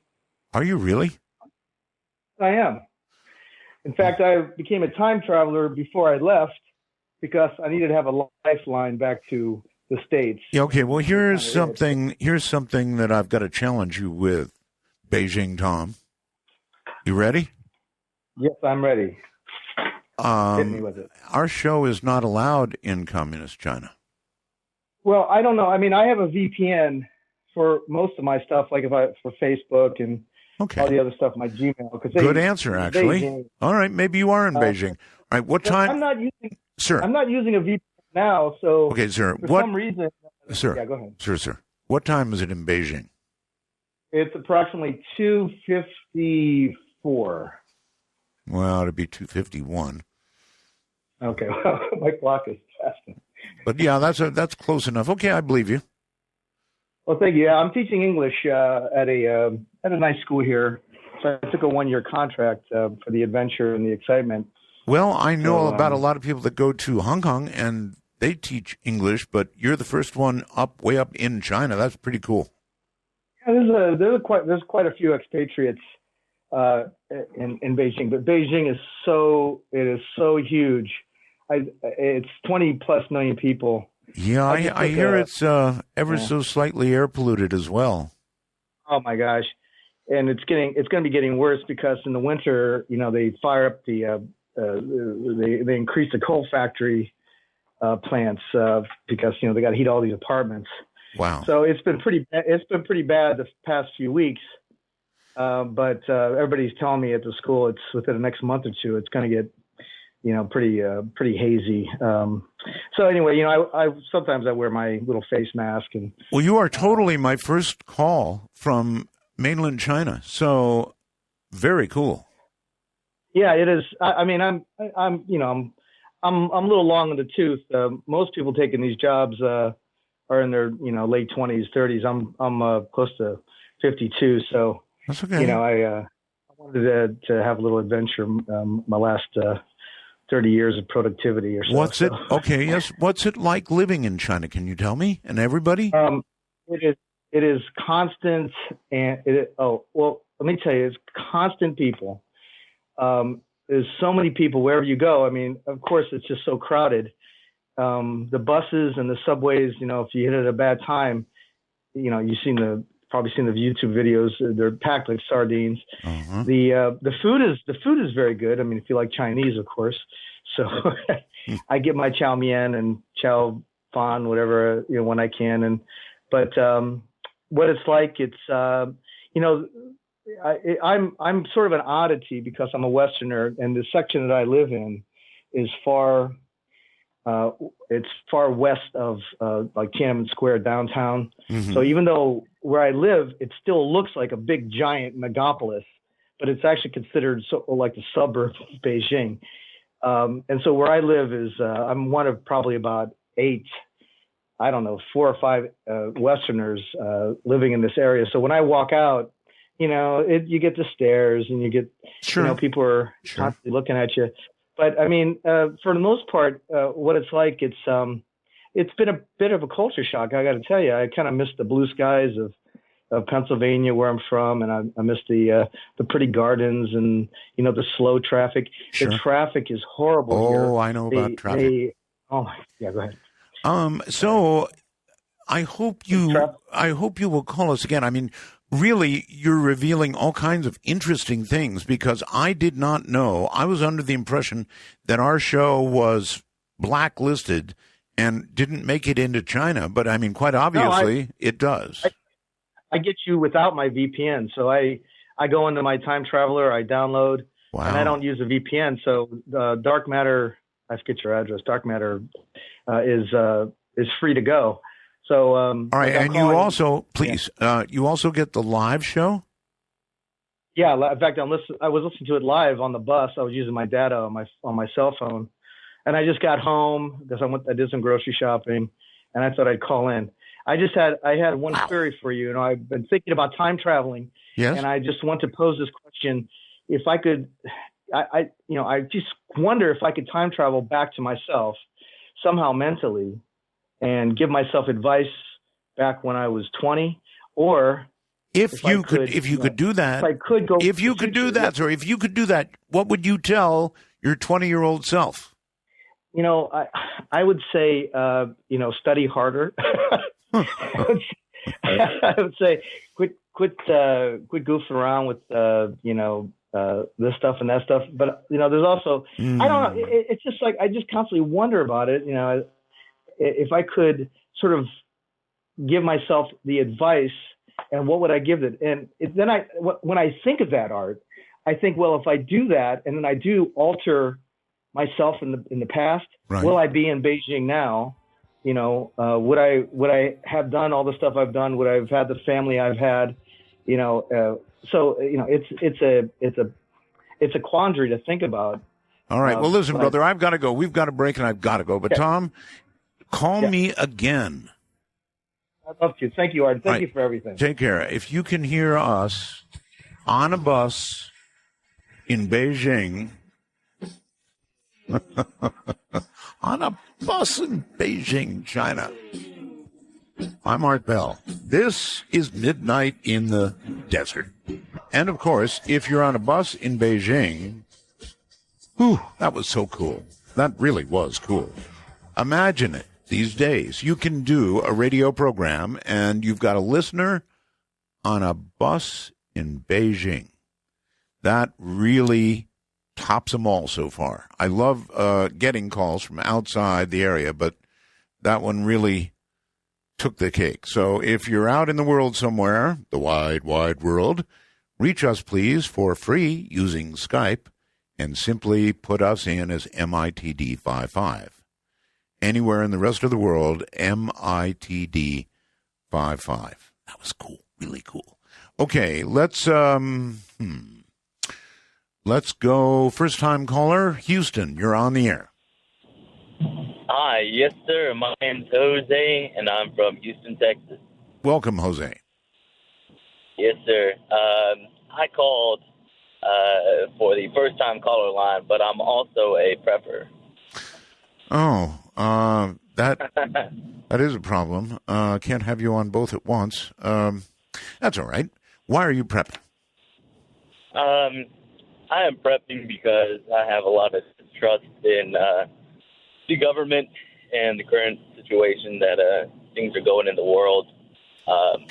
I'm sorry. Did you say you don't have a lot of trust in the government, or you do? No, I do not, sir. Good move. Okay. Yes, sir. I'm a veteran from the United States Marine Corps. Right. And after being in there for some time, I kind of came to realize that things just weren't where they needed to be. So I came home, did a lot of research, and I'm just really prepping for the day that the government turns its back on the citizens. And when they turn their back on us, that's an interesting way to put it.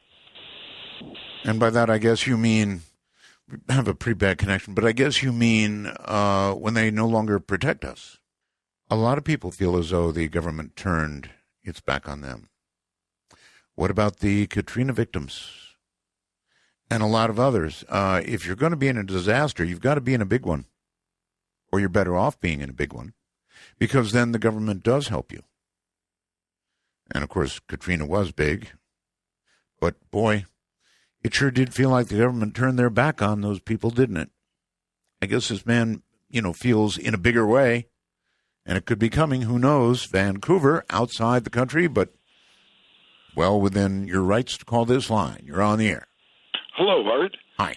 This is Howard. I'm listening to you on KXL 101 FM out of Portland, Oregon. Portland, Oregon. Yeah, what a signal, huh? Yes. I talked to you the other night. I'm still nursing the bite marks I got from Kevin Randall in that conversation, but that's not what I wanted to talk to you about. Wait a minute. Kevin gave you bite marks? Yes, he sure did. In what way? You didn't pick up on that? Well, I'm sorry. I'm not. What did he say that?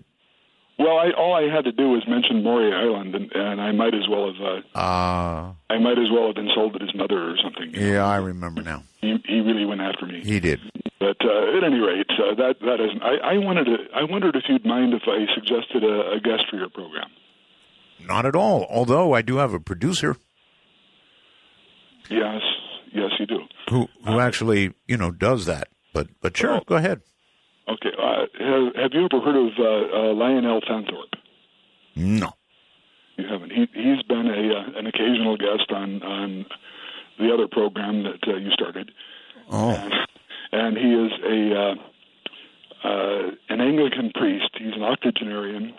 But to give you an idea of his background, he's rides a Harley-Davidson motorcycle, and he used to teach martial arts to the SAS. Wow. And so he's quite a character, and he's a master storyteller. Okay. Now, and he has a staggering knowledge of history and everything paranormal. And I would just love to hear a conversation between you and him. Okay. Sure. So you need to send that off to my producer, and it's really easy. You just send it to producer@artbell.com. Producer@artbell.com. Okay. Yeah, it's that easy. All right, thank you very much. Anybody, it's true of anybody out there. If you have somebody that you want to get on the air, just send off an email with the pertinent information, hopefully with the person's number. That'd be great. But if you don't have it, we'll do our own research. Producer@artbell.com. And speaking of which, I have a message from my producer, and she says, Lionel no longer does interviews. So there you have it. He no longer does interviews. I can only imagine she knows that because she has already made that attempt. He no longer does interviews. And I guess he's getting on up there and just doesn't want to do any more. And I get it. Let's go to, Mark, I think in Switzerland. Yeah, hi, Art. Can you hear me? I can hear you fine, Mark. I know that Switzerland is not yet affected, but man, oh man, that part of the world is really in trouble right now, Mark. Well, let me tell you, there are armed policemen now in the railway stations. Wow. Here in Switzerland. And there's big discussion now about Switzerland leaving the Schengen Agreement and reinstating full border controls. Really? Yes. Really? Gosh, there are unprecedented things happening in the world right now. A little bit of fear goes a long, long way, doesn't it? Yes, and many Swiss believe, Art, and I don't think this is conspiratorial, that this all the events happening now and the influx of the refugees is actually to bring each of the individual nation states of Europe to their knees for the creation of a United States of Europe.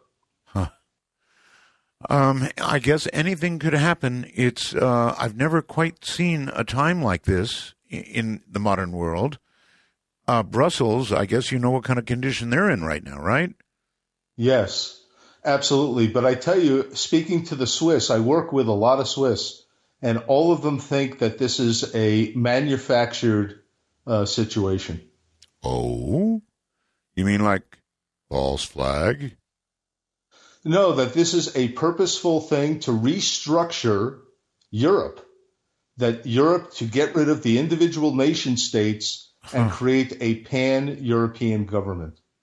Do you think it will have that effect, or do you think, Mark, that countries are just going to begin closing their borders? I'm not sure which way it's going to go. I don't know, but I just tell you, Art, that this is going to put a tremendous economic strain. It already is on the individual nation states. Sure it will. And that's a good point. I guess that could force the result you're talking about. Yes, and the Swiss are taking it very seriously. We had elections here just about a month ago, and it went to the right. There was a shift to the right, and they're talking about leaving Schengen already by the end of the year. Wow. Yeah, it's a whole part of the world now, and you're going to have to excuse me, but the Middle East and now increasingly Europe, Italy, most of Europe, is getting to be a scary place for people to contemplate going to visit. And that's not good economically either. No, not at all. And one has to say, who's funding all of this? Who's funding all of this? Follow the money trail and find out who is benefiting from this. Okay, why don't you do that for me and tell me where it leads you? Who do you think? I think it leads to the Saudis and the U.S. I think the U.S. has been funding these groups all along. The U.S. always needs an enemy, Art. Well, we always have one. That's for sure. Yeah. We are manufactured. I think a lot of this is manufactured, Art. Yeah, I kind of disagree with you. I think what we're facing right now is real. ISIS is real. Al-Qaeda is real. Oh, it's real, but who put them in this position? We did. They didn't just create themselves. Look. When you're looking at the caliphate and you say who is responsible for that, the U.S. clearly. What we did in Iraq set the stage for everything going on right now. I agree. That's not to say that it might not have happened anyway, but Mark, I've got to agree. It's our karma. Yep. All right. Yeah, I'll brother. keep you posted, Art, on all the decisions being made here. All right. Because it's quite yes, interesting. Please do. Thanks Will a million. do. Take care. That's Mark in Switzerland. Yeah, the world is in a state that I haven't seen it in my lifetime. Have you? The rest of you? And thank you, by the way, for the call all the way from Switzerland. That and a guy in a bus in Beijing. Wow. And again, for the rest of the world, MITD55 will get you here, free of charge. Skype. Let's go to Anchorage, Alaska on the phone. Hi. Art. Yes. Yeah, I can't believe it, Art. It's been 2 hours and 45 minutes. I'm very sorry. It's busy. Very busy tonight. No, I was busy downstairs and forgot all about you. I still haven't shot here. Anyway, are you talking directly into a phone or something? You want me to take it off the speakerphone? Oh, please. All right, how's that? Oh, it is so much better. All right, so look, I made my list here. You ready? First, I wanted to thank you for coming back on the air. I'm the guy who called earlier and called you timeless, Art. I am excited to be able to talk to you after all these years, but thank you. Your popularity, I think, will probably overwhelm that opportunity pretty soon here. Are there rules to calling into your show, like once a week or a month or something? Or? Well, right now it's no more than one call a day. And then, of course, no bad language. And on days like Friday night, Saturday morning, there is a 2-drink maximum. And marijuana, I hope, being legalized here. So just bring that into conversation. So it depends upon the state you're calling from. It does. Let's see. Well, let me go through my list real quick, and I'll make a comment if that's okay. Sure. Okay, first of all, I was pronounced dead at birth, and I say that not for self-indulgence, but reference. I was going to guess that anyway. That's right, me too. There has to be a reason for some things. Anyway, just for reference, I've had a wide array of experiences. And one of them was that I had a picture painted by emotions. And I know that sounds nuts, but just for those people out there, in case they're wondering. And I'll go through my list real quick here of what I'd like to see. I'd like to see us review the top 20 UFO videos. I'm seeing amazing, just an astounding array of videos now coming in from around the world. It's just unbelievable what I'm seeing. And, I've met Linda Moulton Howe and Travis and all of them, and so many years ago. Then let's see. For those of you smoking, I did quit smoking. I think I had an intervention. And right now you don't have a clue, so don't be too heavy on yourselves. You blame yourselves, but you really don't know why you do. I think we're going to have to deal with overpopulation very quickly. That's going to have to be something we have to start dealing with right away. And then I wanted to drop back to the NASA. You had Kevin Randall on the other night. And I proposed that NASA could do something about this whole thing. And I think you and him kind of backed that off. And I kind of wanted to push the case again. I don't see how NASA escapes being our eyes in the space. It's unacceptable, and I don't see how they can get outside of our influence. All they need to do is put up a 360 camera with telescoping and zooming capability. All right. Well, we're going to have to hold your list there, sir. But we can say what we want from NASA, but we better come up with a few bucks. I mean, really.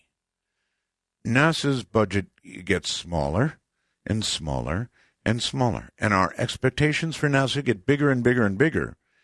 I think we need to back it up with money. I really mean that, money. And people say, oh, no. If we don't get busy and set a goal for ourselves, something that, is going to be really hard to do, whether it's going to Mars or whatever, we're going to atrophy. As a nation. That's what I believe. As a nation, it's already begun. We're going to atrophy. What is that? Well, if you are lazy and don't use something, after a while it will atrophy, right? Your arm, your leg, your muscles, you've got to use them or you atrophy. And that's kind of mentally what's happening to America. We don't have a clear goal. We have clear fears, but not a clear goal. Anyway, off soapbox. Skype, you're on the air. Hi. Hi, how you doing, Art? Quite well, thank you. It's an amazing show you have tonight. It is. A lot of crazy things going on, eh? Mm-hmm. The guy runs through a car into another person, and, well, you know, it kind of throws back to your other show you had the other night with Matrix whole thing. Well, I'm not sure that's the Matrix, but it might be. Oh, you never know, eh? You never know. If it's all the digital world, it could be just a glitch. Yeah. When I saw this picture on my own website of people who spontaneously ceased to exist, I looked at that picture and I went, did you see it? Yeah. Oh, by the way, Art, I would like to ask if you were all right and everyone was worried from DM Talk, if you're okay and what Yeah, happened you know, to you. I'm sorry. I put a message on my Facebook. I just was not feeling. I was just not feeling well. It's as simple as that. So I took a day off. Enough said. Yeah, thank you. Okay, move on. Anyways, what they really wanted me to tell you about was a story I have. Goes back to Milton, Ontario. It was Halloween, actually, close to Halloween, about 2 years ago. And I was coming back from a friend's house. It was about 4 a.m. in the morning. And, wow. Anyway, I'm going over this bridge. And it's like, it's a town where a lot of water runs through it. So there's a culvert with running water and cement edges. Okay, gotta hurry this up a little bit. Okay, an animal jumped right up over top of that bridge, landed in front of me, and it looked like a rabbit. It looked like it was covered in some kind of oil, like it came out of a tar slick. But the damn thing must have jumped about 15 feet to get over top of that bridge. How does a rabbit covered with oil jump 15 feet?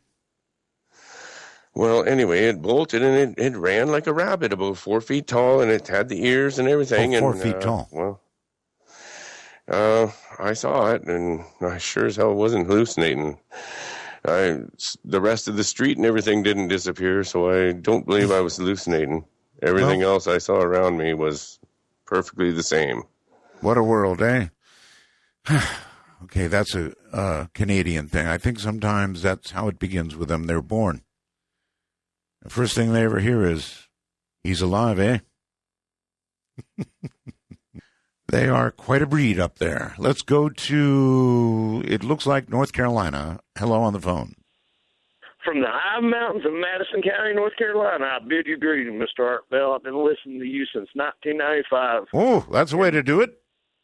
Yeah, my wife is a big Walking Dead fan, and your show, you're talking about the preppers earlier, got me thinking about some stuff that, or one thing that I've thought about watching the show, which I like, but I didn't want to press her. But, you know, all the nuclear reactors left in the country, it couldn't happen. Hopefully not. So, anyway, are you a prepper? No, sir. Yeah. No, sir. I'm not a prepper. That's why I didn't call the prepper line. Good. But I did do some looking around the internet, and I got thinking about, you know, if something happened and, you know, the reactors didn't go, you know, online you can look and you can find simple ways of making like hand crank generators, you know, with really cheap parts. And I really think, I mean, I'm still trying to learn it, but I mean, I really think that would be a good thing for people to maybe look up on and study. Well, you know, it's not too much. I mean, really, generators are just motors operating in reverse. Do you know that? Yeah. Yeah, that's what they are. You can take a regular old electric motor, operate it. If you can make it run in reverse, you can generate electricity. I have one other question I've wondered for 20 years. What's that? What do ham radio people talk about when they actually get into the hobby? Well, It's not something that I can generally speak of. The main talk occurs after the secret handshake. I'm not sure what that is, sir. It's secret. No, you mean, what do hams talk about when they're on the air? Yeah, they're like a CB. Like, when I was growing up, I used to play with my granddad's CB, and, it was, there was a day, my friend, when I would have bristled, double-tapped you, and thrown you off my phone for saying something like that. But increasingly, I'm sad to say, ham radio doesn't exactly sound like CB, but it's more like CB than it used to be, and I'm hating it. Does that answer your question? Kind of. I've actually never heard of that. I've got a cheap shortwave radio, but it's kind of it's not ham for sure. And have you listened to us on 5085? Will those cheap shortwave radios pick that up? Well, of course they will. And let me mention it to everybody else while I'm at it. We are on shortwave. Did you know that? 5.085. And you will hear us. And I am actually, let me tell you something. I'm quite shocked at how many people are listening on shortwave. It is astounding. I thought most of the shortwave listeners out there sort of gave up because, frankly, there wasn't much interesting on shortwave. I'm talking about commercial broadcasting now. So many of them have quit. It's very expensive. But we are on shortwave, and so many people have found us. And so you can be one of those. If you happen to have a hand crank radio, a shortwave radio, 5.085. Every night live. Hello there in Oklahoma City, Oklahoma. Hello, Art. Hi. I'm not exactly a prepper, but I am an amateur radio operator. All right. And I think if you've been a ham forever and ever like I have, back in the 70s I first got licensed, a lot of your attention goes to, well, how would I be ready to do this if, we had something that, if there's a disaster, and yes, I've helped out after disasters. We have the tornadoes here in the Oklahoma City area, and after the May 3rd, 1999 tornadoes, I spent a couple of weeks helping the Red Cross do radio communication. Uh-huh. But we think about, what would I do to get up an antenna? What band would I need an antenna up for? Oh, you would. You would. Yes. What do I do to keep my battery charged? Not just have a battery, but how am I going to keep it charged for a while? What about if gasoline runs out? How do we keep it charged? You think about a lot of things like that have a bearing on how we would continue to do these things if we had something that, a disaster, but it's actually pretty scary, sir, contemplating how thin the line of civilization really is. In other words, how little disruption it really would take to make people go completely berserk. They're halfway there now.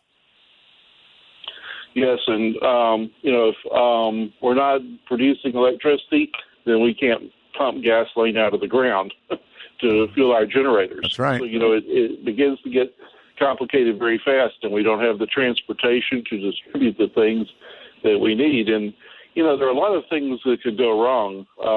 These are reasons why you have to watch educational shows like The Walking Dead.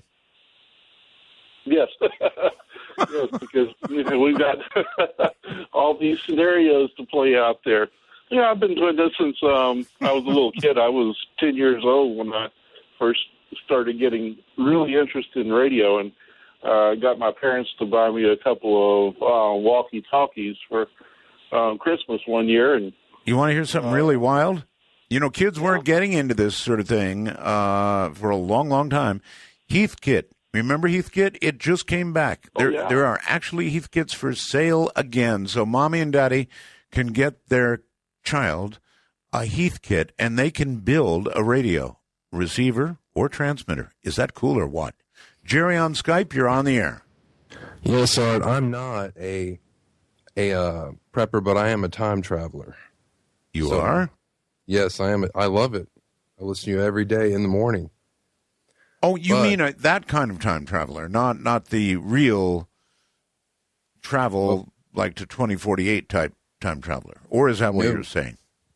No, I am a Art Bell time traveler. Okay, so you get to hear our show when you want to. Isn't it nice? It's even better than the real thing. Yeah. As far as time traveling, not better than you, but now I'm not a prepper, but I was a hospital corpsman with the Marines. Yes. In Iraq, in the front lines. And it's funny that you mentioned the zombie show. What's the name of that show? Walking Dead. The Walking Dead. Yeah. Because when I was over there, and we're talking when there's no government, no police officers, the civilization is completely gone, the infrastructure, then everybody becomes like a zombie. What I mean is you have your neighbors, they want what you have. Yeah. Everybody around wants what you have, and they're everybody stealing in herds. It's I totally get it. Worse than anything that would ever happen on The Walking Dead. Yeah, there's a lot of things I miss out. I mean, for example, on The Walking Dead, you don't see people scrounging for gas. They find cars that are already filled with gas, and it's now been presumably years since the whole thing happened.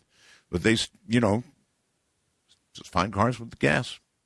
You'd see about 20 people in the back of one truck. But, Art, I had another story I wanted to tell you. Sure. If you don't mind real quick. This one is kind of a scary story. Okay, well, we're coming up on a break here. So. Yes. It's a good one. It is? It is. I wouldn't be sorry if I held you over during the break. You would not. You would scare everybody? It is a good one, and it is true. A good one, and it's true. Well, you can't beat that. All right, then. You are certified as a holdover. Stay right where you are. We'll be right back. I expect big things from you, sir. Jerry, your name is. We'll get back to you after the break. From the high desert, this is Midnight in the Desert. Dark Matter Network News. This is Amy Martin. What are the odds? A Massachusetts woman has reportedly won $1 million on a scratch-off lottery ticket, but that's not all. The woman is said to have won $1 million previously on a scratch-off ticket at the very same store in 1996. If that wasn't enough, in the past she said she once won $20,000 from the same supermarket. Her secret? The three-time lottery winner says she spends $20 a week on tickets. A Utah man is facing jail time for phoning in a fake bomb threat to a hospital because he was mad that he wasn't able to attend his child's birth. According to the Huffington Post, Michael Morlong was indicted Wednesday and faces up to 10 years in prison if convicted.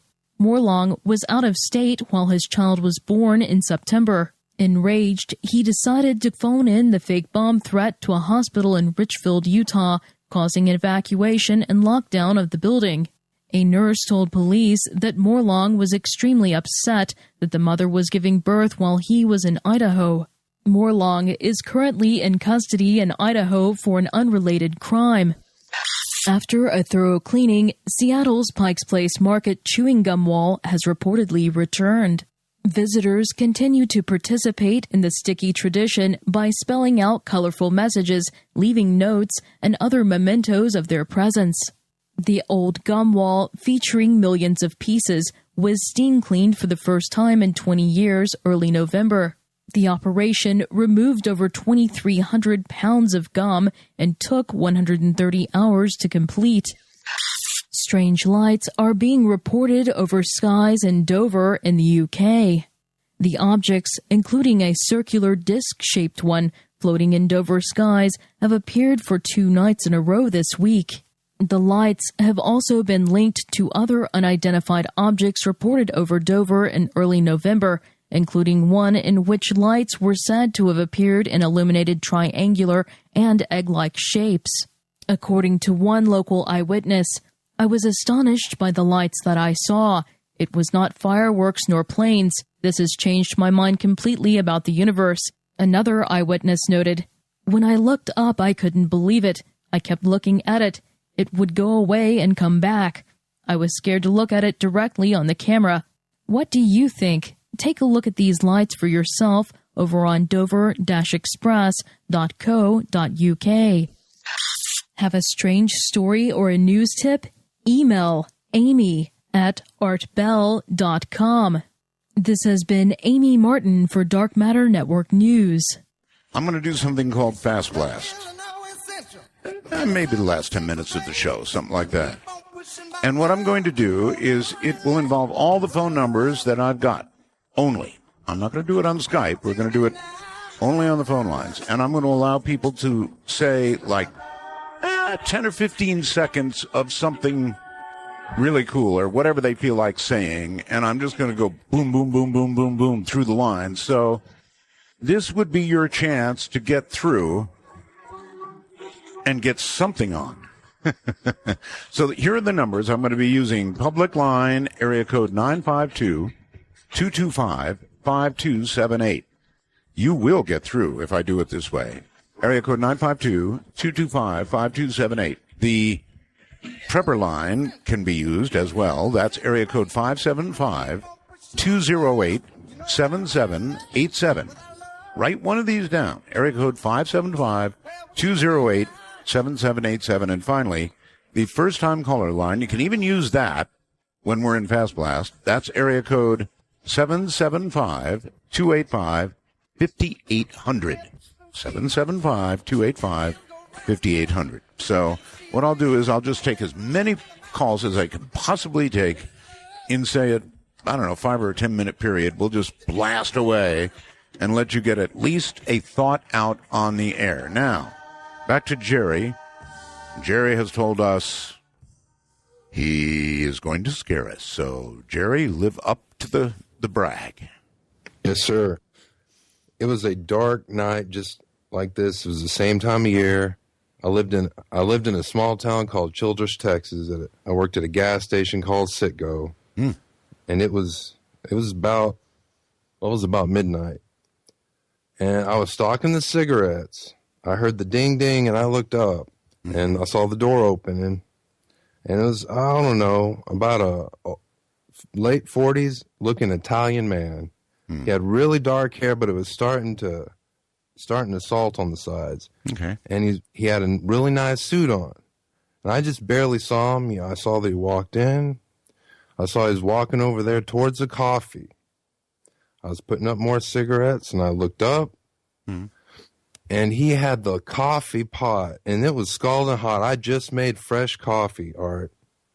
And he had it turned up to his lips, and he was drinking it like it was ice-cold water. Wow. And I was frozen when I saw that.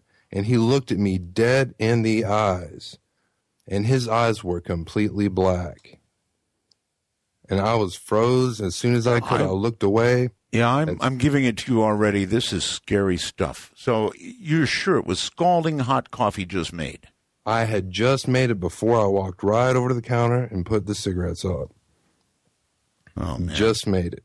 All right. So what did he do? Just turn around and walk out? Or did he come over and say, listen, I really needed that coffee hot, and then paid you? Or how did this resolve?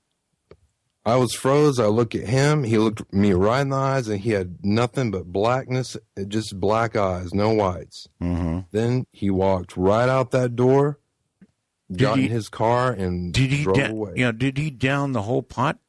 He downed the whole big pot, just like it was cold water. Oh, man, what a story. I ran out there. I was going to ask him if he's going to pay for that coffee. Then I realized, what am I doing? That's right. I went back inside. I was scared. And Art, I called my mom. You called your mom? I called my mom. She came down there. We started reading the Bible and praying all night long till the sun came up. Really? Yes. Well, I guess most people would do that. They'd call mom. Why not? Scared. Yeah, I understand. And I understand calling mom, too. Thank you very much for the call. It's hard to envision somebody. Can you imagine that? Somebody grabbing a scalding hot cup, or, what would you call it? I guess a 10 cups, 12 cups it would hold, and just downing it right in front of you? A pot that big? All right. Let's go to Summerfield, I think, on the phones. Hello? Summerfield? Hello? Illinois, I think. Going once. Going twice. Aw. Waiting all that time, you're not going to talk, really? I can hear you breathing. Oh, well. Waynesville, I think, North Carolina. Art, this is David in North Carolina. I'm sorry, who? This is David in North Carolina, Art. David, okay. In the Smoky Mountains of North Carolina, called on the prepper line. How are you tonight? I'm just fine. Are you a prepper? I am on prepper round 2. I used to be a Florida resident, quit my job of 26 years and moved on to my sailboat. And after a year of that, I very quickly decided that sailboat living is not the way to be a prepper. Sailboats are very, very much tied to the land. And so now I'm on round 2. I've moved to the mountains of North Carolina. So you went from the water to the mountains? I went from the water to the mountains. I think the most important question is, what are you prepping for? What do you expect will cause this need? Well, it's not so much a need, Art, as that as a society, we're losing our ability to function without technology. Most people, if they were put in a situation where they had to get their own food and fend for themselves, dead in a week, easily dead in a week. Dead in a week. And that's my assumption. I really hate to agree with you, but I honestly think I do. I read a thing from a university professor, I believe he was, the other night, in which he said that people don't see UFOs, essentially, he said this, much better than I'm about to, because we don't ever look up from the device we're staring at in front of us. That is the worst thing that I see around me. And I got to say, I was one of those people. I was an early adopter of the smartphone. Right. And it wasn't very long before you looked around and you're sitting at a bar with your friends or having dinner with your friends. Yep, I know. And you weren't. You're having dinner with everyone's smartphone. I know, sir, I know, and I'm guilty of it myself.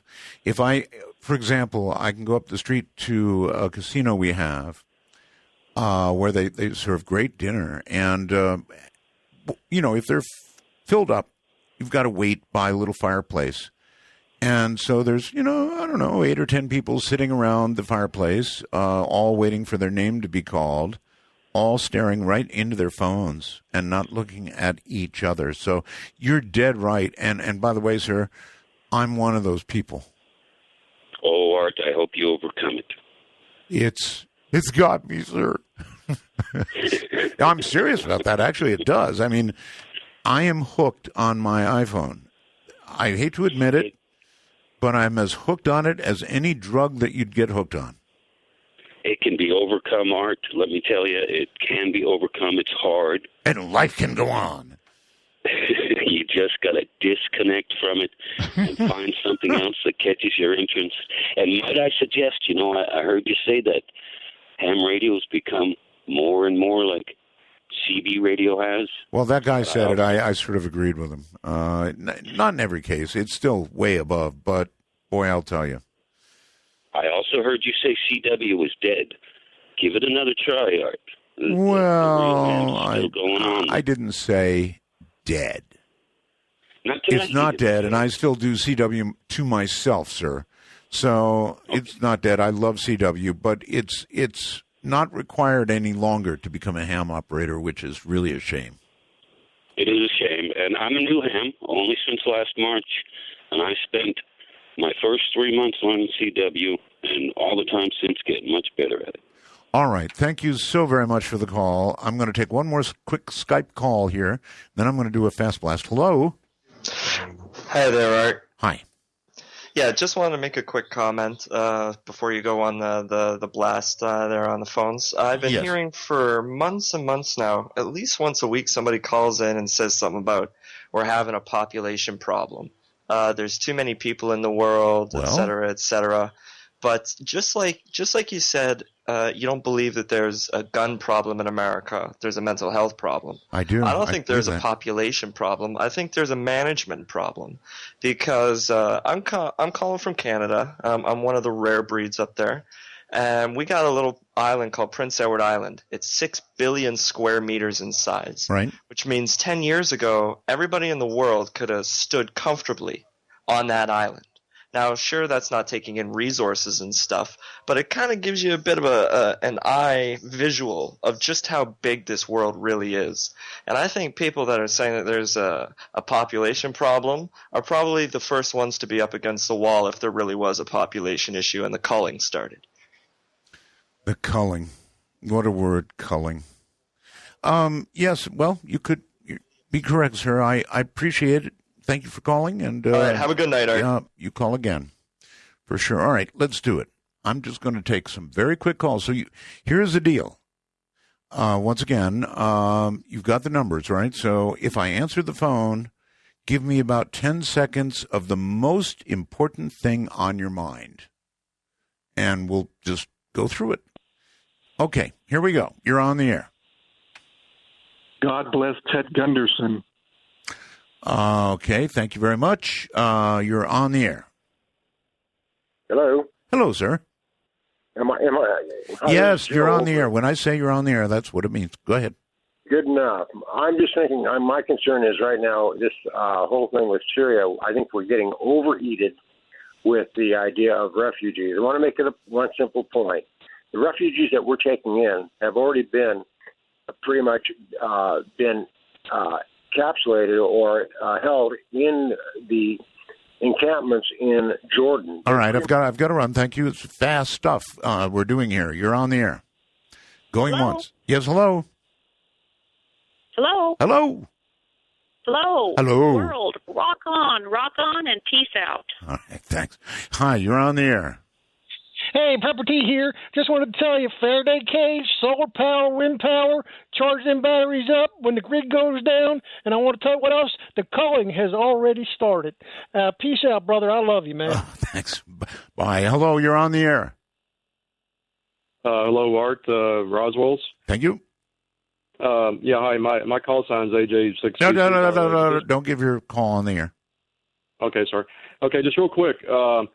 Reloading is a great hobby. I'm looking at like 3 reloaders right now, a Dillon RL550B and a SL900. So Okay. people are getting to reloading. All right, thank you. You're on the air. Hello. Hey, this is Josh. God bless you, world, and Art. I love you. I'm so glad you're back on the air. Good to have you, sir. Thank you. Hello, you're on the air. Yes. Hello, Art. Hi. How are you tonight? Just fine. Real quick now, something. Yeah, I'm sounding a little sluggish because I had to take my medication due to my recent time travel missions. Oh, well, you're going to have to call me back on another show and tell me all about it. Hello, you're on the air in Ketchikan, Alaska. Forced immunization. Senate bill just passed a bill making veterans mandatory for forced immunizations. Have you heard of that one? Forced immunizations. No, I haven't. Not for vets. Vancouver, you're on the air. Hi. Going once, going twice, gone. Yeah, oh, no. Uh-oh. Sorry. You got to be there when I come to the phone. Hello. I'm trying to be. Go. Talk. Hello. Okay. Okay. Yeah. Hi.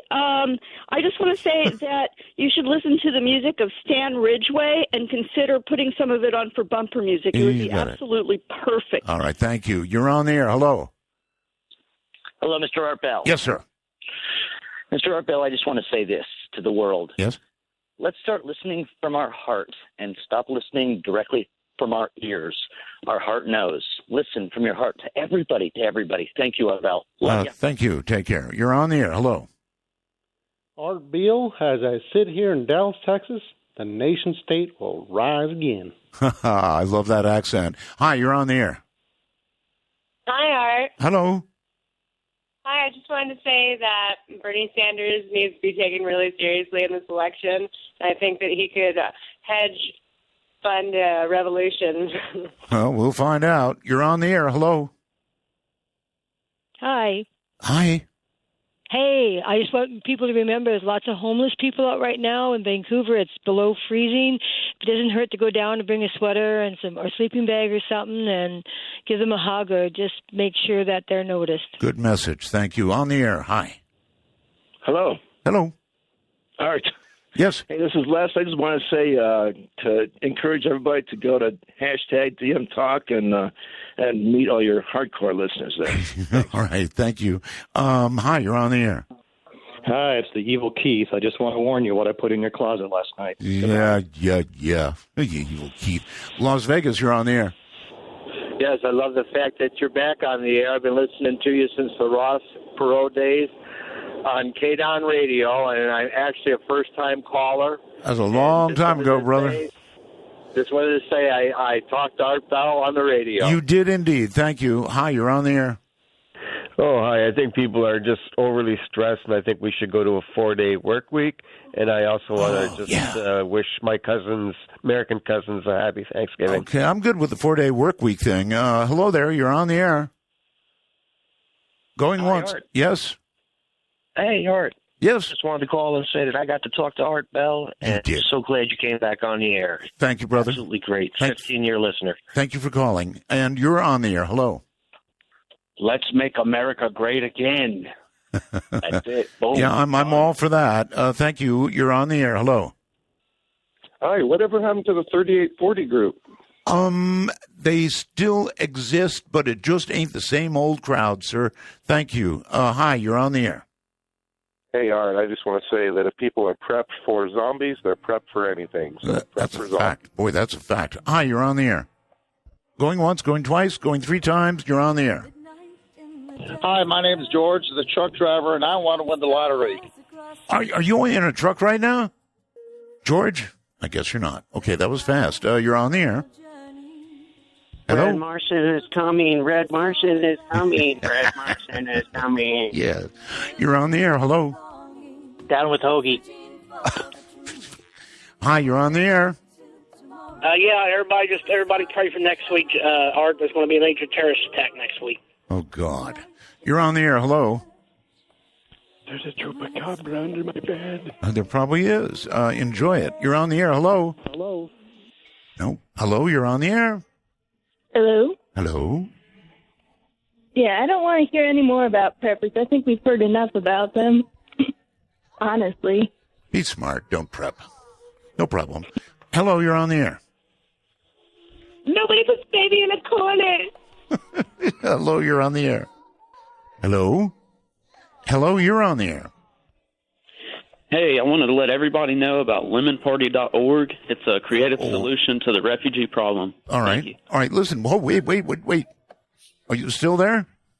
I'm still here. All right. I'm out of time. We're really out of time. So say, for all the time zones out there, good night, world. For all the time zones out there, good night, world. That's the way to do it. Night in the desert.